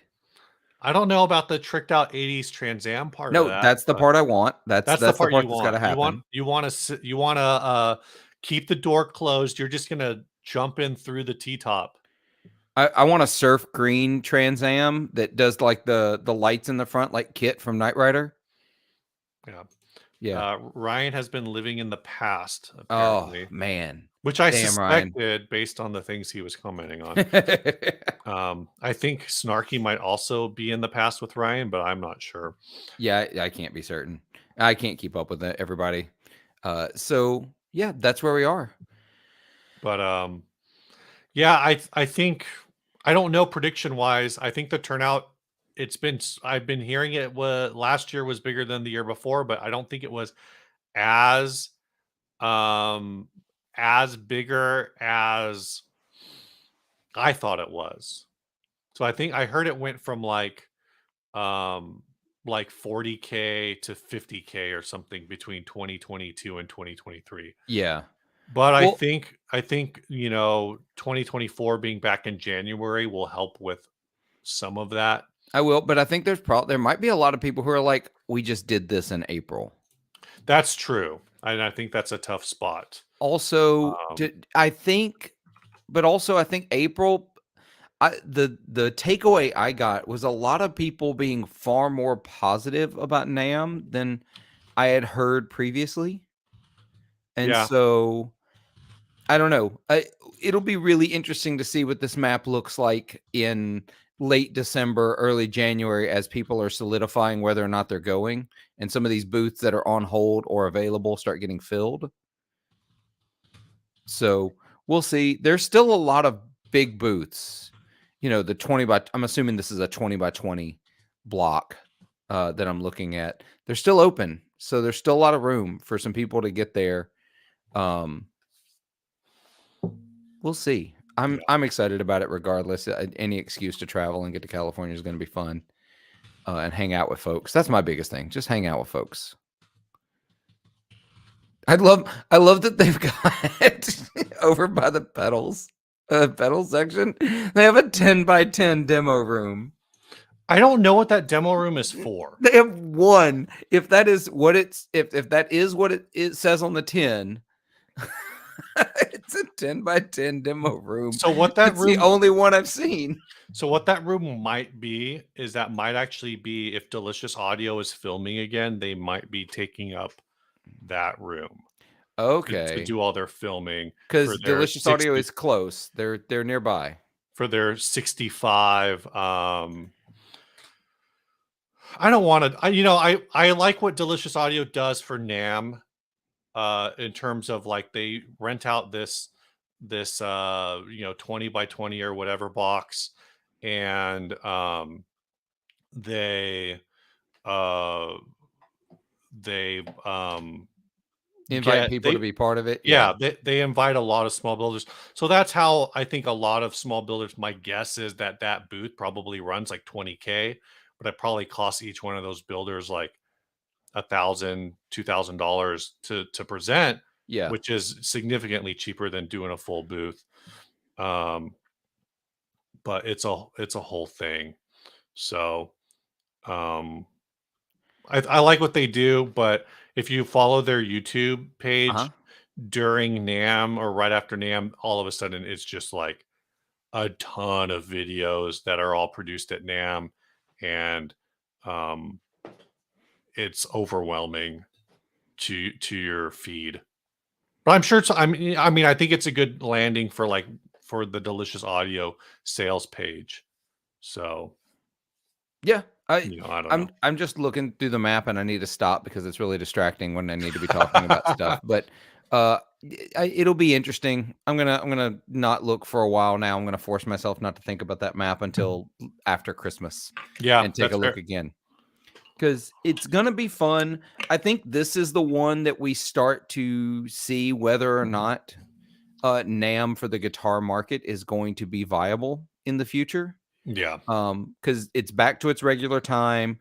It had a bunch of positivity in April. The CEO has come out on the JHS show and said they're making all these changes to make it better for specifically pedal makers, but also the guitar community. So I think they have to get this one right. If they don't, that's going to be it for the guitar community, not for NAM. NAM will always exist in some capacity in the musical instrument industry, but how viable it exists for the guitar community could be decided in January. But yeah. I made a mental mistake. Uh-oh, what'd you do? I don't know if this is a thing we want to talk about. Uh-oh. You want to message me on Facebook before you say it out loud? No, no, it's not like controversial. It's not as, but but I Googled Rolling Stone top 250 No, guitarists. I don't want to talk about this. This is so Okay, stupid. so this is I'll just say this one thing then and we won't get into it. The second link that showed up was for Reddit for the subreddit Smashing Pumpkins, and um somebody says uh, regarding the cover fit picture says that's Yvette Young. She's a very niche guitarist who plays a lot of boring mathy technical stuff. No idea why she's even on the list. And there's this whole back and forth. And people are, I think there's someone in here who says, like, she has no great songs. They've not Because listened, obviously. great guitarists write great songs. If great guitarists writing great songs, and this is again, I'm just responding to this Reddit thread. If great guitarists write great songs, then does that? I don't. Again, I have not actually looked at the Rolling Stone list. I I think it's. have. I think it's clickbait. I think So yeah, every. let's talk about actually we'll talk about that. You want to know what this list was? This list was a way to continue to make Rolling Stone magazine relevant Oh, because I'm all of a sure. sudden everybody's talking about it, everybody's writing about it, everybody's putting YouTube videos and Instagram videos and TikTok videos and they do these things to be controversial. Yeah. That's it. Bar none. I it's and we all play into it because they rile us up. We get so activated by our hatred and our animosity towards this idea. First of all, I hate the idea of ranking musicians because it's ridiculous. Um, but So, like, they one of the comments here is regarding Yvette and regarding the great guitarist thing. Is Yvette Young better than Yngwie Malmsteen, who isn't on the list? Has Yngwie Malmsteen written a great song?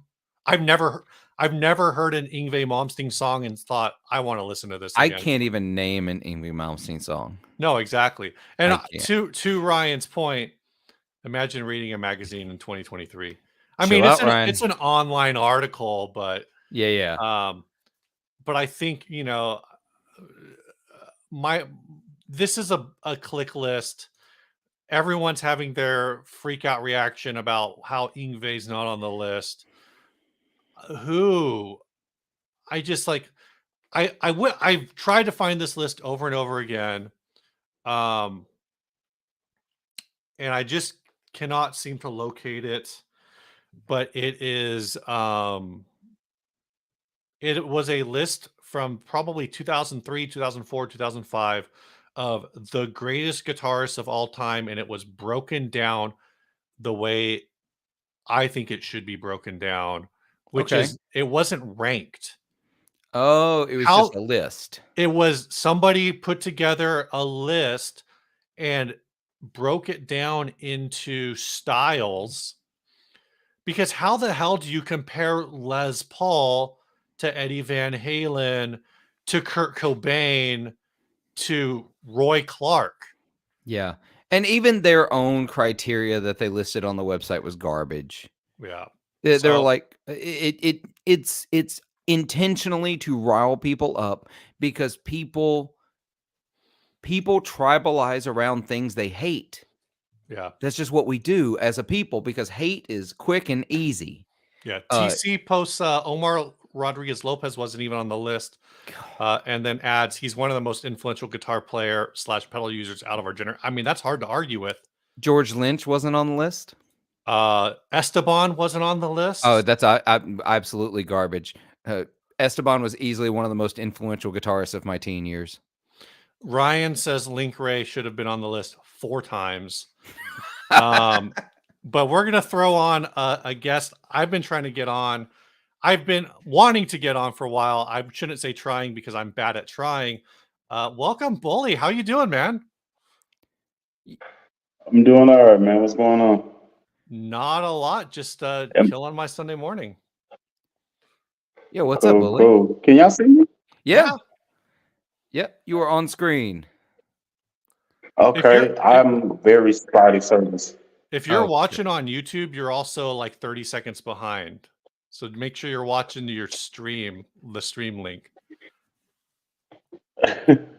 I think I'm here, but they got me saying I'm on backstage or whatever. Anyway, Oh, yeah. I Ignore was just that. going- You're here. in. You should be up.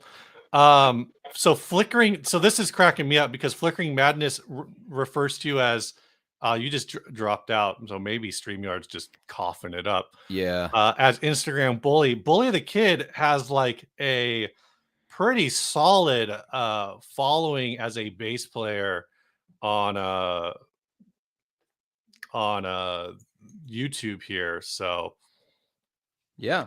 let's see. Let's remove that one. Let's add this one. Maybe this one's looking a little There we better. go. Is this working?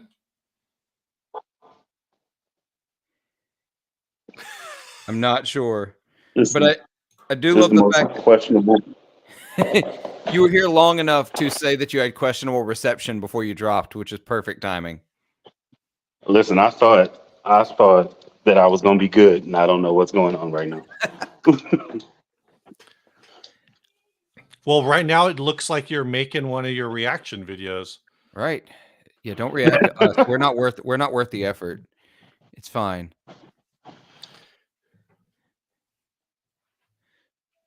Oh, It looks like we lost him again. yep. I'm gonna pull it down. Hopefully we can oh, now it's looking, are we more stable? I hope so. We're Yeah. looking more stable. Looks like you just I'm- moved somewhere with good internet. But yeah, I'm moving into a house. I'm currently in the move process, so Oh, man. Wi-Fi isn't all the way set up yet. But hey, what's going on? How y'all doing? I'm good. Hey. I love that you've already got the YouTuber wall thing set up. Like you got the Oh, yeah. gray back. Yeah. First thing you do. priorities. Absolutely. Before I even brought one bass over here, you got to set that bad boy up, get it going. You know, Yeah. got to get it going. It's the visual. Is you know? that Sherman Williams Thunder Gray? Is that? I believe it's Benjamin Moore charcoal. I got you. Don't quote me on that though. I'm not. It Oh, works. you got that boob light up there. Oh yeah. That's Hey man, my you got to keep that thing sexy. You know, keep it sexy. Yeah, man. I appreciate y'all letting me actually come in. I'm trying to set this down so I don't become a disturbance Oh yeah. more than normal. So this is a new space. So you're just getting set up in there. Yeah, I still have the old space and it's looking real sad. I had to I just came from playing at church and all my bases were here, so I was limited in what I could use as an X. So I was kind of like, you know how long it's been since I played a 4-string? I don't want to drive all the way over here. I guess we're doing this. Yeah, we're doing this. Okay. That's So how I feel every time I pick up a 5-string. I'm like, man, I don't do these anymore. let me tell you something. When you have these, Mm. playing a 4-string feels like I'm playing a guitar. Oh man. That actually reminds me. So yesterday I watched, and I don't know if it's new, but I watched Nile Rodgers and Chic on Tiny Desk, Mhm. and Oh yeah. Nile Rodgers either plays the smallest necked Stratocasters of all time, or that dude's hands, like the way he like wrapped his hands around the neck. I'm sitting there going like, what? How large is this? And they're not. His hands aren't large. His hands are relatively petite, I guess, for lack of a better word, but his fingers are so long. Oh, okay. Oh, Like, is he a good? He's a guitar player. yeah, Yeah. yeah. Okay. He's a guitar player for Chic. Okay. And Oh, I heard something different. Okay. oh yeah. I've And never seen him, but I've heard him. I've heard him. yeah, everyone, I mean, he wrote everybody's songs back in the day. That's Yeah. cool. Like Yeah, Yeah. he's one of the OG. He's funk, like New York early stuff. But he also is written with like I'm reading. I think he did one of the Daft Punk records. Yeah, Random Oh, Access okay. Memories. So he's like the guitar player in Get Lucky, Daft Punk. Oh, Um, which also really, now that you say that, it really does sound like Sheik's vibe. yeah. Yeah. Now Um, that you say that. he wrote Let's Dance, or he's the guitar player on Let's Dance, David Bowie. Mhm. I forget what else. Like he just has a ton of weird credits like that. I can dig it. Yeah, he's all over all sorts of stuff. All right, so Bully, what's your 5-string of choice? What's your favorite 5-string bass? Ooh, messed up question. I know because hey, I don't even own a 5-string anymore, but now I'm thinking maybe I need a 5-string. Hold. All right, we hold. I'm waiting. This is twofold. I had to Okay. get a drink. I'm gonna go with this lady. Okay. What we got here? Man, that is a great blue. That is a fantastic blue. The knobs are like they started to try to draw with the knobs. Like there's this whole curve going on. All right, so if I can zoom in, it's actually like a gaudy flaked blue. Oh, you say gaudy, Yeah. I say gorgeous. It's fine. Look at that. That's cool. Yeah, it's this is my girl. Is the cavity control cover is also blue. Mhm. Look at that. Oh, they put the flake on the control cover. That's rad. I love Yeah. it. It has So- the truss rod adjustment down here, and Mhm. it's a wheel like Sterling. So Yeah. you can still have whatever in there and turn it. So I really this is really my wish Fender would do that. this is my bass. This is literally my signature series bass. Oh Oh, man. sick. And who makes this? Archetype guitar. So this out of Tulsa. The dude I was actually playing at Life Church. It's like a string of churches, and they're everywhere. It's like McDonald's for God. Yeah. So he was one of the musicians. He was the lead guitar player there, and he also builds basses. So I was like, sweet. He was like, I built all the guitars that are on stage right now. I was like, all of them? Let me talk to you. This is what I want. I love the P pickup, and I also need this Music Man because I'm not buying the Stingray. I need you to put that together, and then I want this sexual situation happening. He was like, I can do that. So Yeah. this I is my girl. pulled up their Facebook page and like 4th, 5th photo down is the one of your bass. Mhm. Oh, there might also be Goldie on there too. It's a gold bass with 3 P pickups. Oh. Interesting. I'm a look. It's pretty disgusting. It's pretty disgusting. Yeah. That's been a question of mine actually. Why doesn't anyone do a 2P pickup bass? Like They you do. see, yeah, I've never seen one. Like I've always wondered why not though. So Tribe has a triple P situation. Uh-huh. Like they tried to do it, right? Mhm. Off Offbeat Guitars. That's a guitar maker out of Colorado. They just came out with a passive double P situation. I think the problem is whenever you're putting the pickups there, like you want to put one by the bridge, one in a sweet spot, and then one up by the neck, right? Right. The problem is when you put that pickup by the neck, you immediately eliminate the first and second position because it's all mud. Right. Okay. Okay. So, and I'm just talking about like strat wiring, right? Yeah. Not adding any like, flip switch to turn the bridge on or anything like that. Yeah, no, that would be the answer to the problem. Mm-hmm. But most people, they just do like a strat wiring situation, volume tone or volume tone, and then just flip through, you know? So that's where the problem comes in. The first two positions are trash. Now the middle pickup and the middle bridge pickup, and even the bridge pickup could sound good, but the first two are trash. So on my triple P that I have, I basically put the middle pickup in the sweet spot and just kind of shove the other two there next to it. Yeah. And then I changed my wiring scheme to something that I could use for everything. So like my first position towards the neck is the front and back pickup, which is kind of like jazz spacing. Mm-hmm. And then my second position is series into parallel. So it's a dingwall setup. Right. Okay. Yeah. And then third position is the middle pickup. Fourth position is the middle and back. And then the fifth position is the back pickup. And it's a 4-band EQ. One volume. That's a lot of options. That's a whole lot of options. Listen. Also, Phil, it does exist. Yeah, I did some searching for them and I found a few, but I've never seen one. Oh, looking at Mike and Mike's. Of course it is. Of course it's there. But yeah, can you pull up Tribe? Can you pull up the Tribe one? And you can like put eyes on what I'm talking about. Like they throw it right next to the neck, and that the aesthetic turns me off. Yeah, now, let me see if I can find it. All right. Oh, I can show you this because this is a monstrosity as well. Hold. Oh, well, monstrosities. I'll show you the one I found while looking for this as well. Hold on. Where did it go? Oh, there it is. Open image in new tab.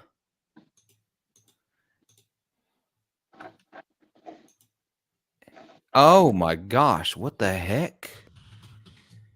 That Music Man with the P in between them. Yeah, look at. Oh, this? Yeah, is that a? No, man. This is from a company that was just at NAMM. Kloss, yeah. So you got the carbon fiber neck, and then you got P pickup in between two soap bars, and then it's 3 volumes in a tone. Yeah, the body style gave me Stingray vibes at first. The way you had it angled. It's kind of the pick guard. Yeah, giving me hardcore Stingray vibes. Yeah, but this is the monstrosity. It sounds great. It sounds phenomenal. And yeah, I'm a hardcore passive pickup guy, but there's some really cool things happening in the bass market that I don't even think about. And I'm like, I would never even come up with it because I'm such a Luddite and a boomer. I'm like, that's a P bass. That's all I need. That's all I got. And tell you what, you're not wrong. Yeah. You can't name one genre of music that the P bass doesn't sound good in. So I used to play a Stingray back when I was playing with my sister's alt rock band, and we traveled, and like it was great. So, and it sounded great, but then I'd go play these jazz gigs, or I'd go play these blues gigs, or I'd go soul gigs. I'm like, this sounds awful. Too bright. Yeah. Too bright. It just and it wasn't just a matter of dialing it out or making it work. It just didn't work. Can't do nothing. Got a P bass, works for everything. Mm-hmm. So while looking for 2 P bass pickups, Steve, I found this one, and I have seen this one before now that I think about it. This is the John Entwistle buzzer bass. Is that a Warwick bass? It is a. Let's see who makes that. Is that Warwick? That is a Warwick. That's a Warwick. Good grief! Get it out of here. Get it all the way the hell out of here. So Oh, think it's so this ugly. I think this is what you were talking about earlier, though, Bully. Is Yeah. this flower P3? For the life of me, there we go. Oh, I just broke it. I'll get it back. Is that the tribe one? Yeah, this is the tribe Mhm. 3 Flower P. P3.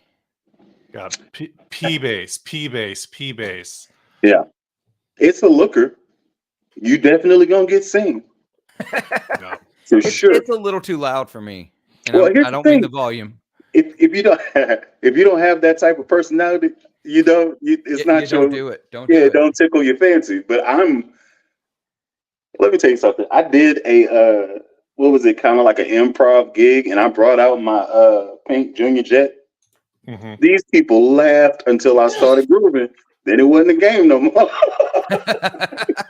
They was like, what are you gonna do with this little bitty short scale pink bass? I was like, okay, I'm gonna show you what I'm doing. About to funk your face in half. That's what I'm about to do. You know who I could see playing this? Bullet, do you know Johnny Lee Long? Yeah, Yeah, I could see Johnny playing this. yeah. He would too, with a top hat. Shadakaka, man. Shadakaka. I almost bought an owl just to like mess with him about Oh, really? I almost bought an owl. I almost did. Man, I love his channel so much. Like, He's so excited about bass. I love it. yeah, he gets everything he does. He's excited about it. He doesn't know how to be subdued at all. Yeah. He I've talked to him like off the YouTube, so he didn't have to put on character. Yeah. That's his personality. Just like this is mine. Yeah. That's really his personality. He's like and he was riffing with his wife. He's really like that. I love Like it. there's no switch to flip. It's Right. just him. Yeah, he's a killer player too, man. Mhm. Like you have that much personality, you better be able to back it up with the chops. And he That's the can. thought. That's the thought. But I know a lot of people that can't, that are like awkward, that have the chops, and you still don't want to be around them. Yeah, You know what I'm exactly. saying? So Lobster is that way too. My friend Lowen Lobster, he met, Yeah. and so two things about Lobster is Lowen Lobster's a YouTuber. He does the same type of stuff we do. One thing, number one, he's like 6'3". Yeah. What? Yeah. Really? He looks like a little dude on camera, but he's not. What? That like freaked me out a little at first. So dig this. The first time I met him in person was in Nashville at the Nashville. I think it was 2021 or something. Yeah. The last And one. Yeah, the last one. yeah. So I'm walking, like we were staying like in the same hotel area. So I'm walking down the hill. He's walking up the hill, and his line of eyesight isn't changing. Like I'm walking to him, and I'm expecting, as I walk closer. No, he right here. I was like, This is and it. also, I'm too short to be on YouTube. That's what I'm learning. no, I'm too man, short. you just do your videos from the waist up. Like now, this is it. Yeah, that's all you need to do. I actually didn't know you were looking at How short me. are you? I'm 5'10". I'm Oh, yeah. 5'10". That's not short. No, but like you're talking low and Lobster's like 6'3". I stood next to Josh Scott earlier this year. Man's a giant. He's like 7'10". No, he's 6'7", 6'6". No, he's like 6. Is he 6'6"? I think he's 6'6". Ryan is what, 6'2", 6'1"? Ryan's 6'3".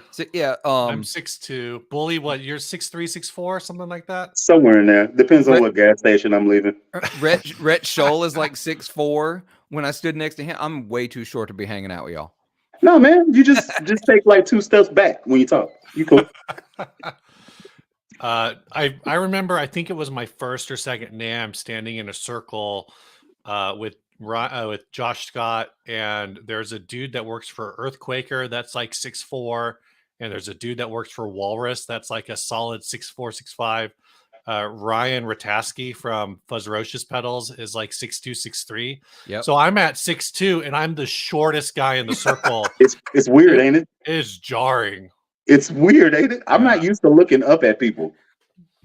Yeah, no, it's weird. I always tell people, like, for me, like 5'9", 5'10", and between like 5'3" and 5'9", 5'10", I kind of process that mentally all the same. as like normal people. Yeah. Once I'm talking to someone who's like 6'1" plus, so I'm either looking at them or looking up, it freaks me out. It's Hey, weird. let me apologize because I was drinking the last time you seen me. I'm this personality, but when I drink, I'm that much more turned up. I mean, So, we were all having a good time, so it was cool. We were okay, all just rolling with it. It's good. so I recorded it, and I didn't release that video because I was like, man, what the hell was I doing? What was I doing? Why? See, I was you're gonna way say- more mature than we are. At the last NAMM I went to with Ryan, we did a wrap up, and we recorded a wrap up episode with like 8 people. It was unlistenable. We released every minute of it. I think we did a NAMM wrap up too. That's why y'all were there. Yeah. Well, To we just came do to the hang out. We didn't know. I don't think we knew you guys were going to live stream, oh, but we just it came was to hang gold. out, man. And we got to. Are you going again this year? I'm actually not going to this one. Everybody kind of like I hit up Lobster maybe 2 months ago. I was like, "Hey, you trying to go in January?" And he was like, "I think I'm gonna sit this one out, and I'm gonna try to go during the summer. I think it's in Nashville." Have they So announced a summer? I haven't heard anything. I haven't checked it. I was like, "Cool, if they do it, I'm down to go." Because Nashville was a good time. Yeah. Nashville Well, was a great time. I went so to the Rare Guitar spot around the corner. It was sweet, bro. It was where are good. you based out of, Bully? Where I'm are in you out of? Houston. You're in Houston? Houston. Okay. I'm over here in Mississippi, so Oh, okay. yeah. So Cool. yeah, for you, Nashville's a lot closer. Uh, uh, I think it's like 12 hours. Okay. Yeah, for me, Nashville's a 4-hour drive, 4.5-hour drive. So Let me ask you this. I'm looking at your background's beautiful setups, by the way. I really like that color you got going on this. It's nice.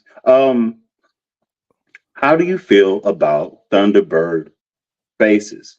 Well, Thunderbird guitars. Let's talk about that. I love Firebird Sorry, I'm steering the guitars. conversation. I just you're want to good. know what y'all think. Thunderbird basses, like a bass already feels long to me when I play because I'm primarily a guitarist. Man, you play a Thunderbird and it's like I'm playing like this because that's how it sits. I'm too short. I don't have the wingspan to play a Thunderbird. That's just the way it works. Okay, I didn't know you was gonna answer that way, but we still got to the same point. Yeah. Are they weird for you?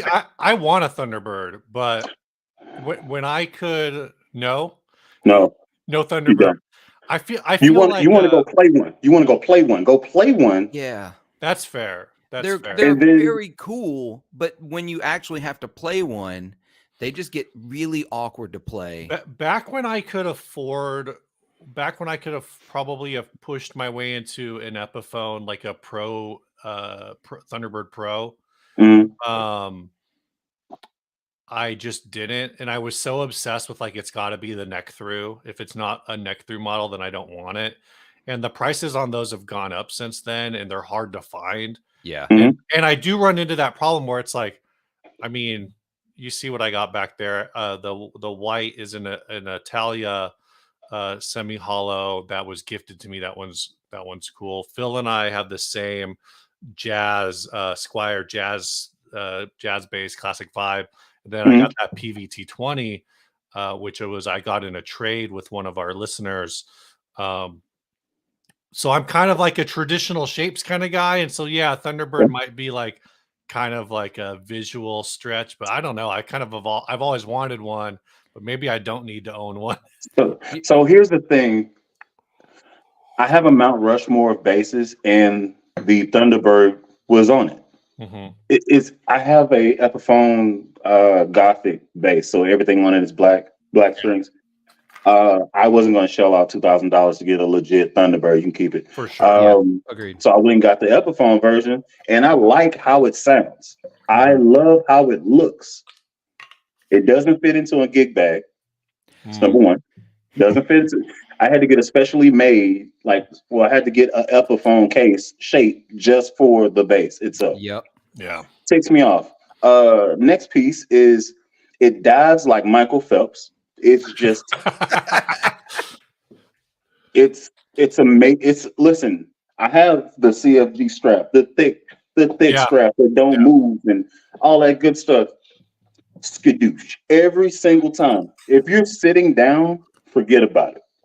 If you're standing up and you are a low bass player, if you're low, that could Mhm. be cool. You can crank it up and then you play like that. All right, cool.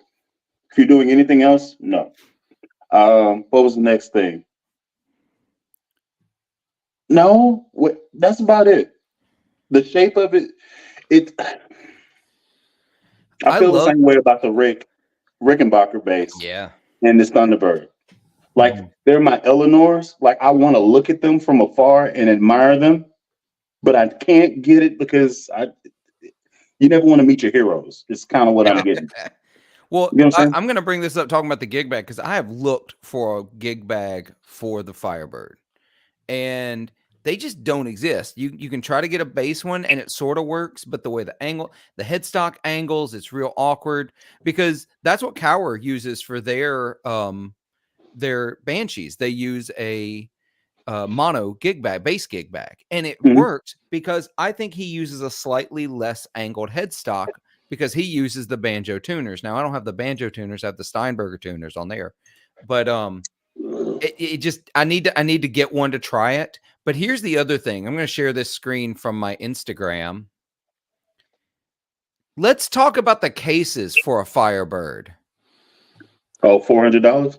No, just the size. I Steve, don't share think I've that for ever me. seen one. Share. Click on the let me share the screen because Oh, you you have got to one up approve it. already? Yeah. That's a Is it Les just Paul, a 335, and then a Jesus, Firebird case. that's a coffin. It's a house, man. I have seen people in Mississippi live in smaller spaces. That thing needs to be paying rent. Right. It lives in a storage unit now because I don't have room for that in my house. I Dude, need an actual guest bedroom. How heavy is that? The case is easily double the weight of the guitar itself. Yeah, That's, those things are that was made well, with lumber. It's absolutely insane. It doesn't it's way too much case, but that's what you have to do mhm. because of the way that guitar is designed. It was Yeah. meant to look like a 57 Chevy. And so that's what it does. It takes up the parking spot of a 57 Chevy. Yep. A couple of things I saw in the chat. Ryan, I agree. We just need a Nashville YouTuber hang, eat hot chicken and party with friends. Look, I'll help you plan it. Let's make it happen. I'm local enough. I know people that can make that happen in Nashville. We can set up some cool digs. I don't want to say the stereotype, but I love chicken. So Man, yeah. dude, and hot chicken is where it is, and I mean real hot chicken. I don't Yeah. mean Hattie B's. But I also can give I it don't that. know. I don't know what that means. Hattie B's is Oh, like the touristy Nashville hot chicken. All yeah. right. But It's like those that KFC. know Prince's and Bolton's. Like those who Okay. know. But also You Overnight fat kid. Guitarist talked about Juke Fest in Clarksdale. I'm going to correct you. It's Juke Joint Festival in Clarksdale. I've played it every year since it was created. This will be year number 22 next year. So it's actually why I didn't go to NAMM in April because it was the same weekend. And if I've got to choose, I'm playing that festival every year. Did you make money? I did. I make good money That's every way year. better than spending money. That's So exactly hats right. off to you. But it's also just it's my favorite music festival because it's so low key and chill. Like it's officially only one day. It's officially only Saturday. But there's periphery all week. Mhm. And it draws tourists from all over the world to it. There's multiple venues that aren't even venues normally that have live music. And so there's I think last year there were 120 plus bands that played it over the course Wow. of just the Saturday. Because Just they do Saturday? just Saturday. They do these outside stages and there's like I don't know, Oh, 10 or 12 outdoor stages. that And sounds like mayhem. it is. It absolutely. And then the big event is you buy a wristband, and there's like 20 venues throughout town. That wristband gets you into all of them, and they run a shuttle. So if you want to hop venue to venue, checking bands out, you can do it. And it's the coolest vibe. And some of these are like tiny little legit Mississippi juke joints, right? Mhm. That are like the size of I'm trying to I don't know, maybe 200-300 square feet. The band's on carpet in the middle of the floor, just like everybody else is. Kind of Yeah. vibe. It's so Yeah. good. It is so good. All right. Now here's the thing. That sounds like a great time. You're a phenomenal spokesperson. However, this is Mississippi. I Yeah. don't know that I would ever go. So Mississippi's got a rep, that's for sure. But I will tell you, the Mississippi Delta is a different vibe. It's a Okay. totally different vibe. To you know, put the cards on the table. Like my hometown, Clarksdale, Mississippi. Like we're talking about the hometown of Muddy Waters, John Lee Hooker, Sam Cooke, Ike Turner. It is predominantly an African American town, so it's like got a lot of good vibe, a lot of great food. Not to stereotype again, like you. No, man, but we could. we're gonna be right. Mhm. But Mississippi is a little maligned in that way. The problem is we're famous for it, but everywhere else has the same problems. I've lived all over the place. We're just famous for it. I have to jab at you. I don't know you, so this is me filling you out. Yeah, no, you're good. You're good. We can talk, man. We'll talk off air because I got all sorts of opinions I won't say on this video, but because I can be more real when we're not putting this out on YouTube. You know what I mean? We can that is really true. real. That is. I am on y'all YouTube channel. Yeah. All right, Sweet. I wanna pop this up because this came up a while ago. What's your take on Mono Neon, Bully? Mono is a very solid bass player. I kind of think he's a little bit gimmicky. Like the fact that he can play really quick notes and run the scales and stuff, that's dope, but it's not usable. He's a talented bass player. He's a good bass player straight up. If you just take a P bass, put it in his hands, let him go, he's a great bass player. He can sit in session with anybody. But the thing that he actually gets notoriety for is the weird digital situations he be playing. Like that's what he got big for, kind of, Right. or that's what people took notice of. And then he's quirky, so all the highlighter, fluorescent stuff everywhere. I like him as a bass player. I don't particularly listen to anything he does very often. Let's just say that. I also did get to play his bass, which is, if I could overgeneralize, it's basically a Meteor bass 5-string. Okay. With highlighters. Like, yeah. It's basically that. It's a 5-string Meteor that got thrown into a highlighter factory. Yeah. Right. You're talking about the Fender signature? It's a good bass. I just shared a link. I think a Mono Neon every time this bass hits the stupid deal of the day. Is that a... That's a Jackson X series. Just it looks like something he would play. That's a Chickenbacher is what that is. I don't think it knows what it wants to be. I'm not sure. I'm not sure Jackson knows what they wanted. I'm just saying there's a reason this thing hits stupid deal of the day. You know what? Don't you dare tell me you're into this. I don't know. Don't you dare. No, I'm not gonna say it. It crossed my mind though. Hit the red one. All right, we can go back to the red. Or what do they actually call this? Their color, Rocket Red. I would get it green. Yeah. I paint the pick guard. I paint the pick guard black. Yeah, but definitely a different pick guard. And just seriously, the chrome cover, is that really that necessary? It's an aesthetic. Yeah. And also, here's a hot take for you. I don't like it on the real Rickenbacker. I think it's a waste of time. Yep. I have the covers for my P bass, but I took them off even though I like the way it looks. They're just in my way. I really tried to leave them on because I do like the way it looks, but they're just in the way. What's going on under there? It's just a jazz bass pickup underneath that cover, presumably. I'm assuming so. Steve, I have never seen it without that cover, so I genuinely have no idea. I think it is just a PJ. Yeah. Let's see if they say specs. It is. Yeah, because the 5-string doesn't have the cover, and it's a P bass in that position. Yep. Man, I don't know, man. Just I can't do it. So let's talk about what they tried to do here. What they're trying to do is take a shot at Rickenbacker. Yeah. Yep. Then they made it their own by doing the shark tooth inlays, which is very hair metal type situation, which is Jackson. All right. Is this passive? It is. Okay. No, Oh, and then it's the active. headstock? It's Oh, active. come on, man. Yeah, it's got the pointy headstock. Yep. Sign me out. Sign me out. He done. I got you. What are we looking at? Active, yeah, it's active circuit. Yeah, it's got an active circuit in it. It's active? Yeah. I think it's got an active 3-band.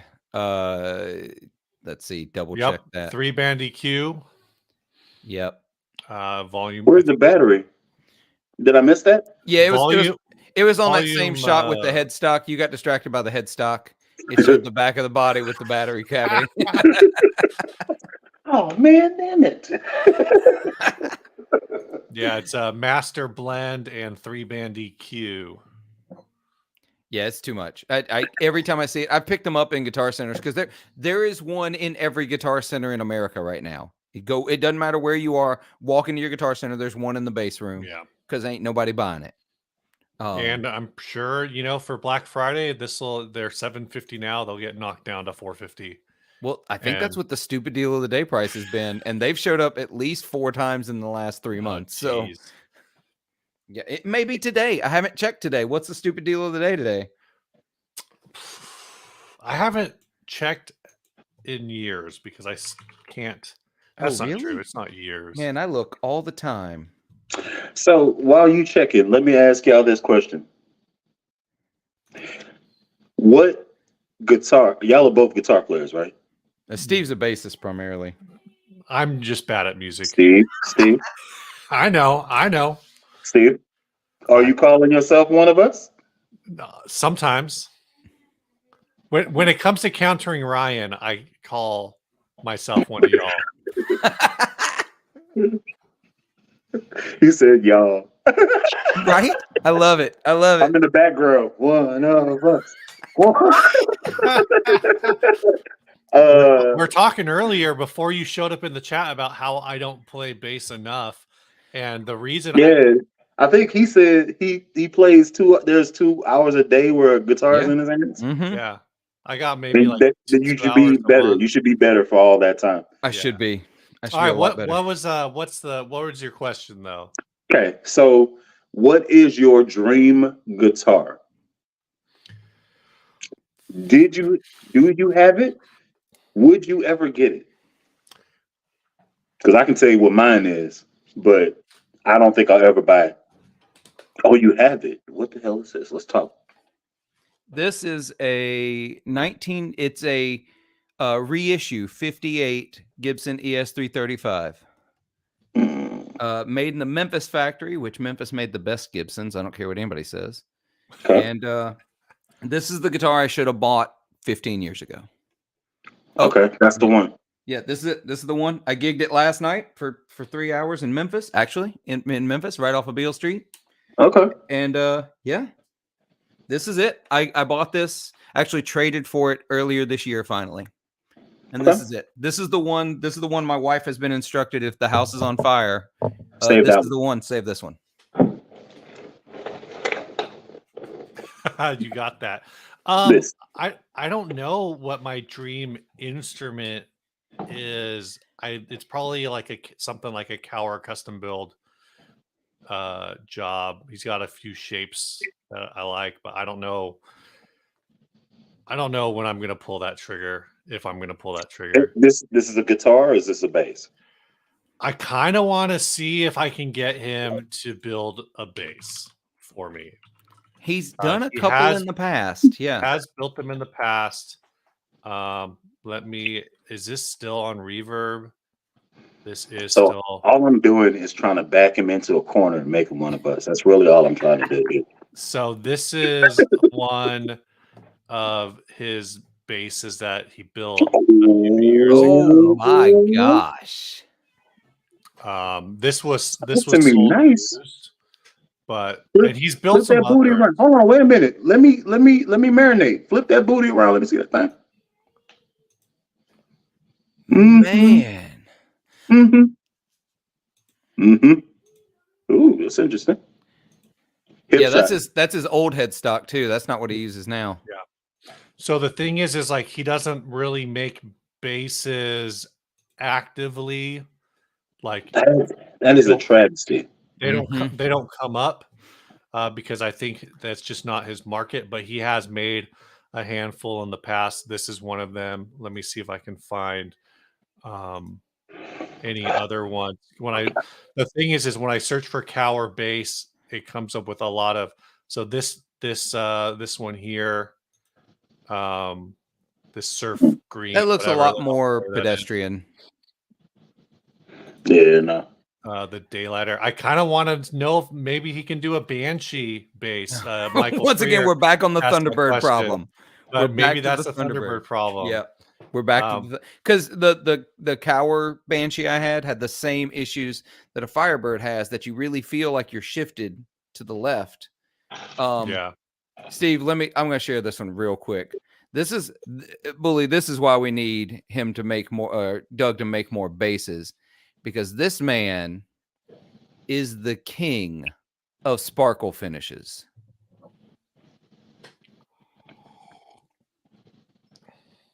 Ooh, talk to me nice.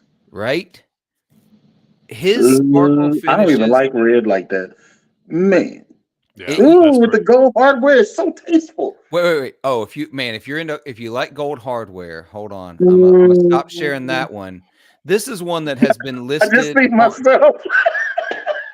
This has been on Reverb for a hot minute now, and I have been staring real hard. Oh, I tried to get Ryan to buy this one. What the fruitcake? Oh, that is dude. So loud. Oh yeah. I would play the hell out of it. I adore this guitar so much, and I can't do it. My only knock, I would have to actually pick it up if I ever were to pick up a little bass. It would be that the neck is the same material as the body. Like I feel like my hands would slip. Like I'm sweaty. I'm a sweaty guy. Yeah, I'm a sweaty player too, and that's my one problem is the finish on the neck like that. I don't like it. But man, oh, you talking loud? Yeah. That guitar, you better bring it if you're gonna play something looks like that. You better bring it. I played with some blues guys who I could see them really, really rocking something like that. God dog. Hey, do y'all want to see Goldie? Yeah, let's take a peek. Go ahead and take me out. I'm gonna run down and get it, and I'll be back. Okay. All right. Cool. All right. I figure out how to do that. Yeah. Or we can just leave it. Oh, that's all I got to do. Oh, look at that. There you go. Yeah, I don't know how to use any of the controls, so I'm really glad you're doing it, and so I don't have to. I'm not. Yeah. Man, I freaking love this Cower. That's the Sahara Gold. Yes, it is so loud. And they had it listed, and then it had like drop down in price, drop down. Yeah. And then he took it down, and then he relisted it back at the original price before he started dropping the price. And I'm like, I mean, dude, if it wasn't selling before. This is kind of wild at 21 too, because I think the Starliners are usually over $3,000. Oh yeah, absolutely. 32. So a Starliner in black at Guitar Center, which is a brand new one, is 3,200, and that's black finish. That's not. Oh, this is by far the cheapest Starliner on Reverb. Yeah, regardless of finish. I think this, this kind of speaks to what we were talking about earlier with the state of kind of the market. Yeah, where there are, especially like premium, people don't want to think about it, I guess, or don't. It's saying that sometimes it feels like you're saying the quiet part out loud, that guitars are luxury items. Like this is a luxury item.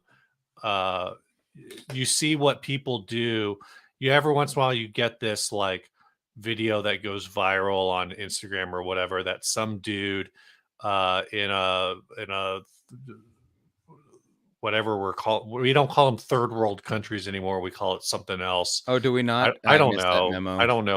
there's some other term that people use, and but anyway, in one of these poorer countries, and the dude's just basically got a 2x4 and a connected to a 4x4, and he's got 4 strings on it, or six strings, and it's just like the wires that he pulled out of a power transformer or whatever, and that's his strings.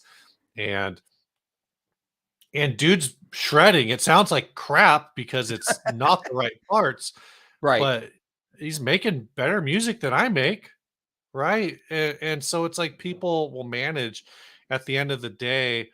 I think we are seeing a retraction, particularly on the like the high end of the luxury goods market that guitar is. And I think you could make the argument that, you know, once you get down to like your Fireflies and your what Groats and whatever you're buying off of Amazon Yep. or whatever for like sub 300, maybe you're in less of a um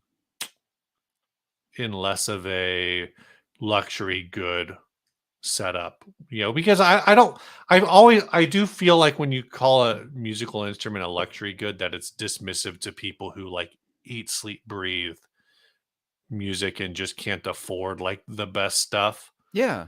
I But mean, don't get me wrong. Like all of this is luxury. This is 100% yeah, luxury behind me. yeah, I back when I was gigging full time, I talk about this on the podcast. When I was gigging full time, I owned 2 guitars and 1 guitar amp and a small yeah. pedal board. That was my entire rig.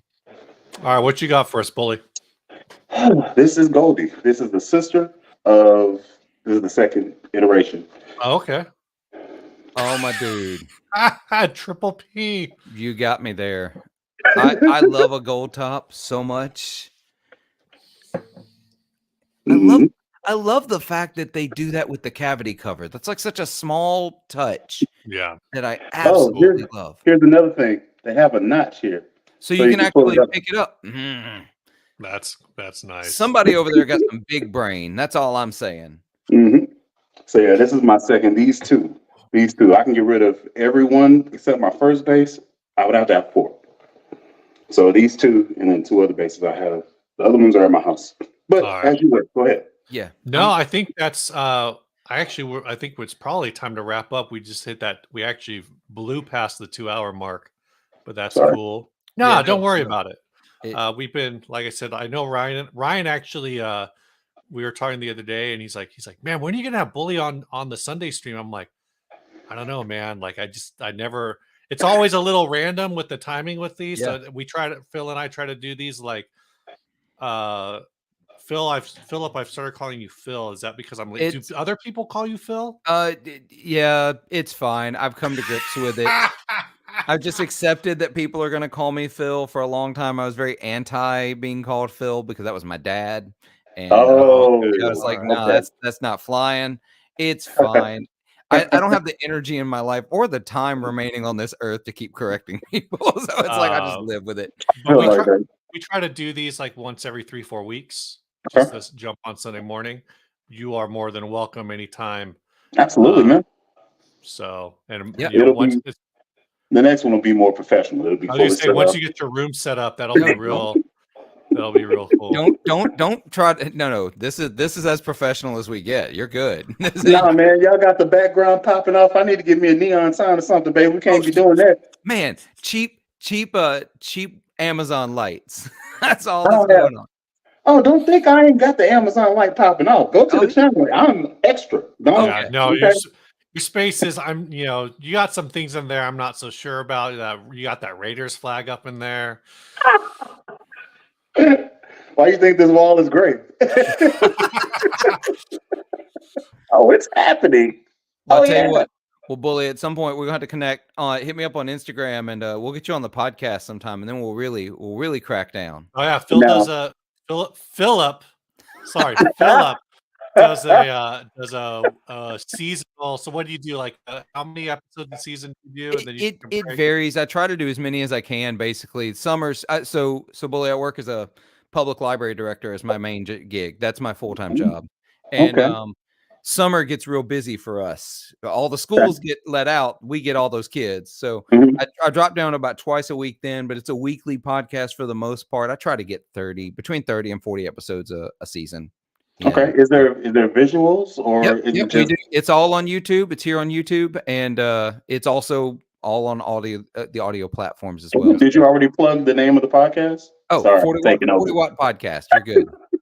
And technically, we simul stream these on both 60 Cycle Hum and my YouTube channel, so it's going on both currently, which makes the comments real confusing because I never know which ones are which from which channel. Most of them are from 60 Cycle Hum because I'm like super tight. But yeah, they're a huge conglomerate as freaking capitalist pigs. But yeah, no, I think that would be really cool. Phillip does like a structured, not semi-structured, like conversational interview. It's fun. I've enjoyed it when I've done it. So definitely drop in. It's cool. All right, let's do it. Yeah. All right. I think that's it. Parting thoughts. Parting thoughts. I should probably make some music after I mow the yard today. Yeah, you should. You absolutely should get a bass in your hands today. Yeah, just pick it up and just sit there. You'll eventually get there. Yeah. If you're watching TV, just sit there.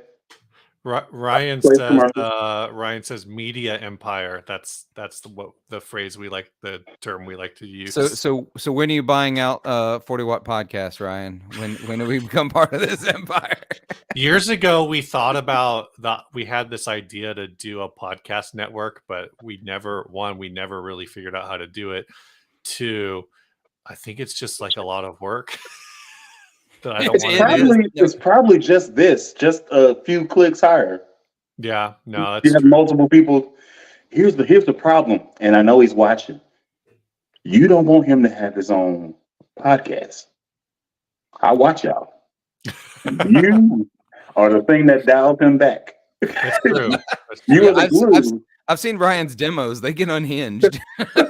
Like he's watching. Oh, dang it. Yeah, man. That's my favorite kind of takeover. Let's go. Jesus Christ. Y'all stay over there. I just got this thing working. All right. Instagram just hit 100K. I'm good. Dude, your Instagram is popping off.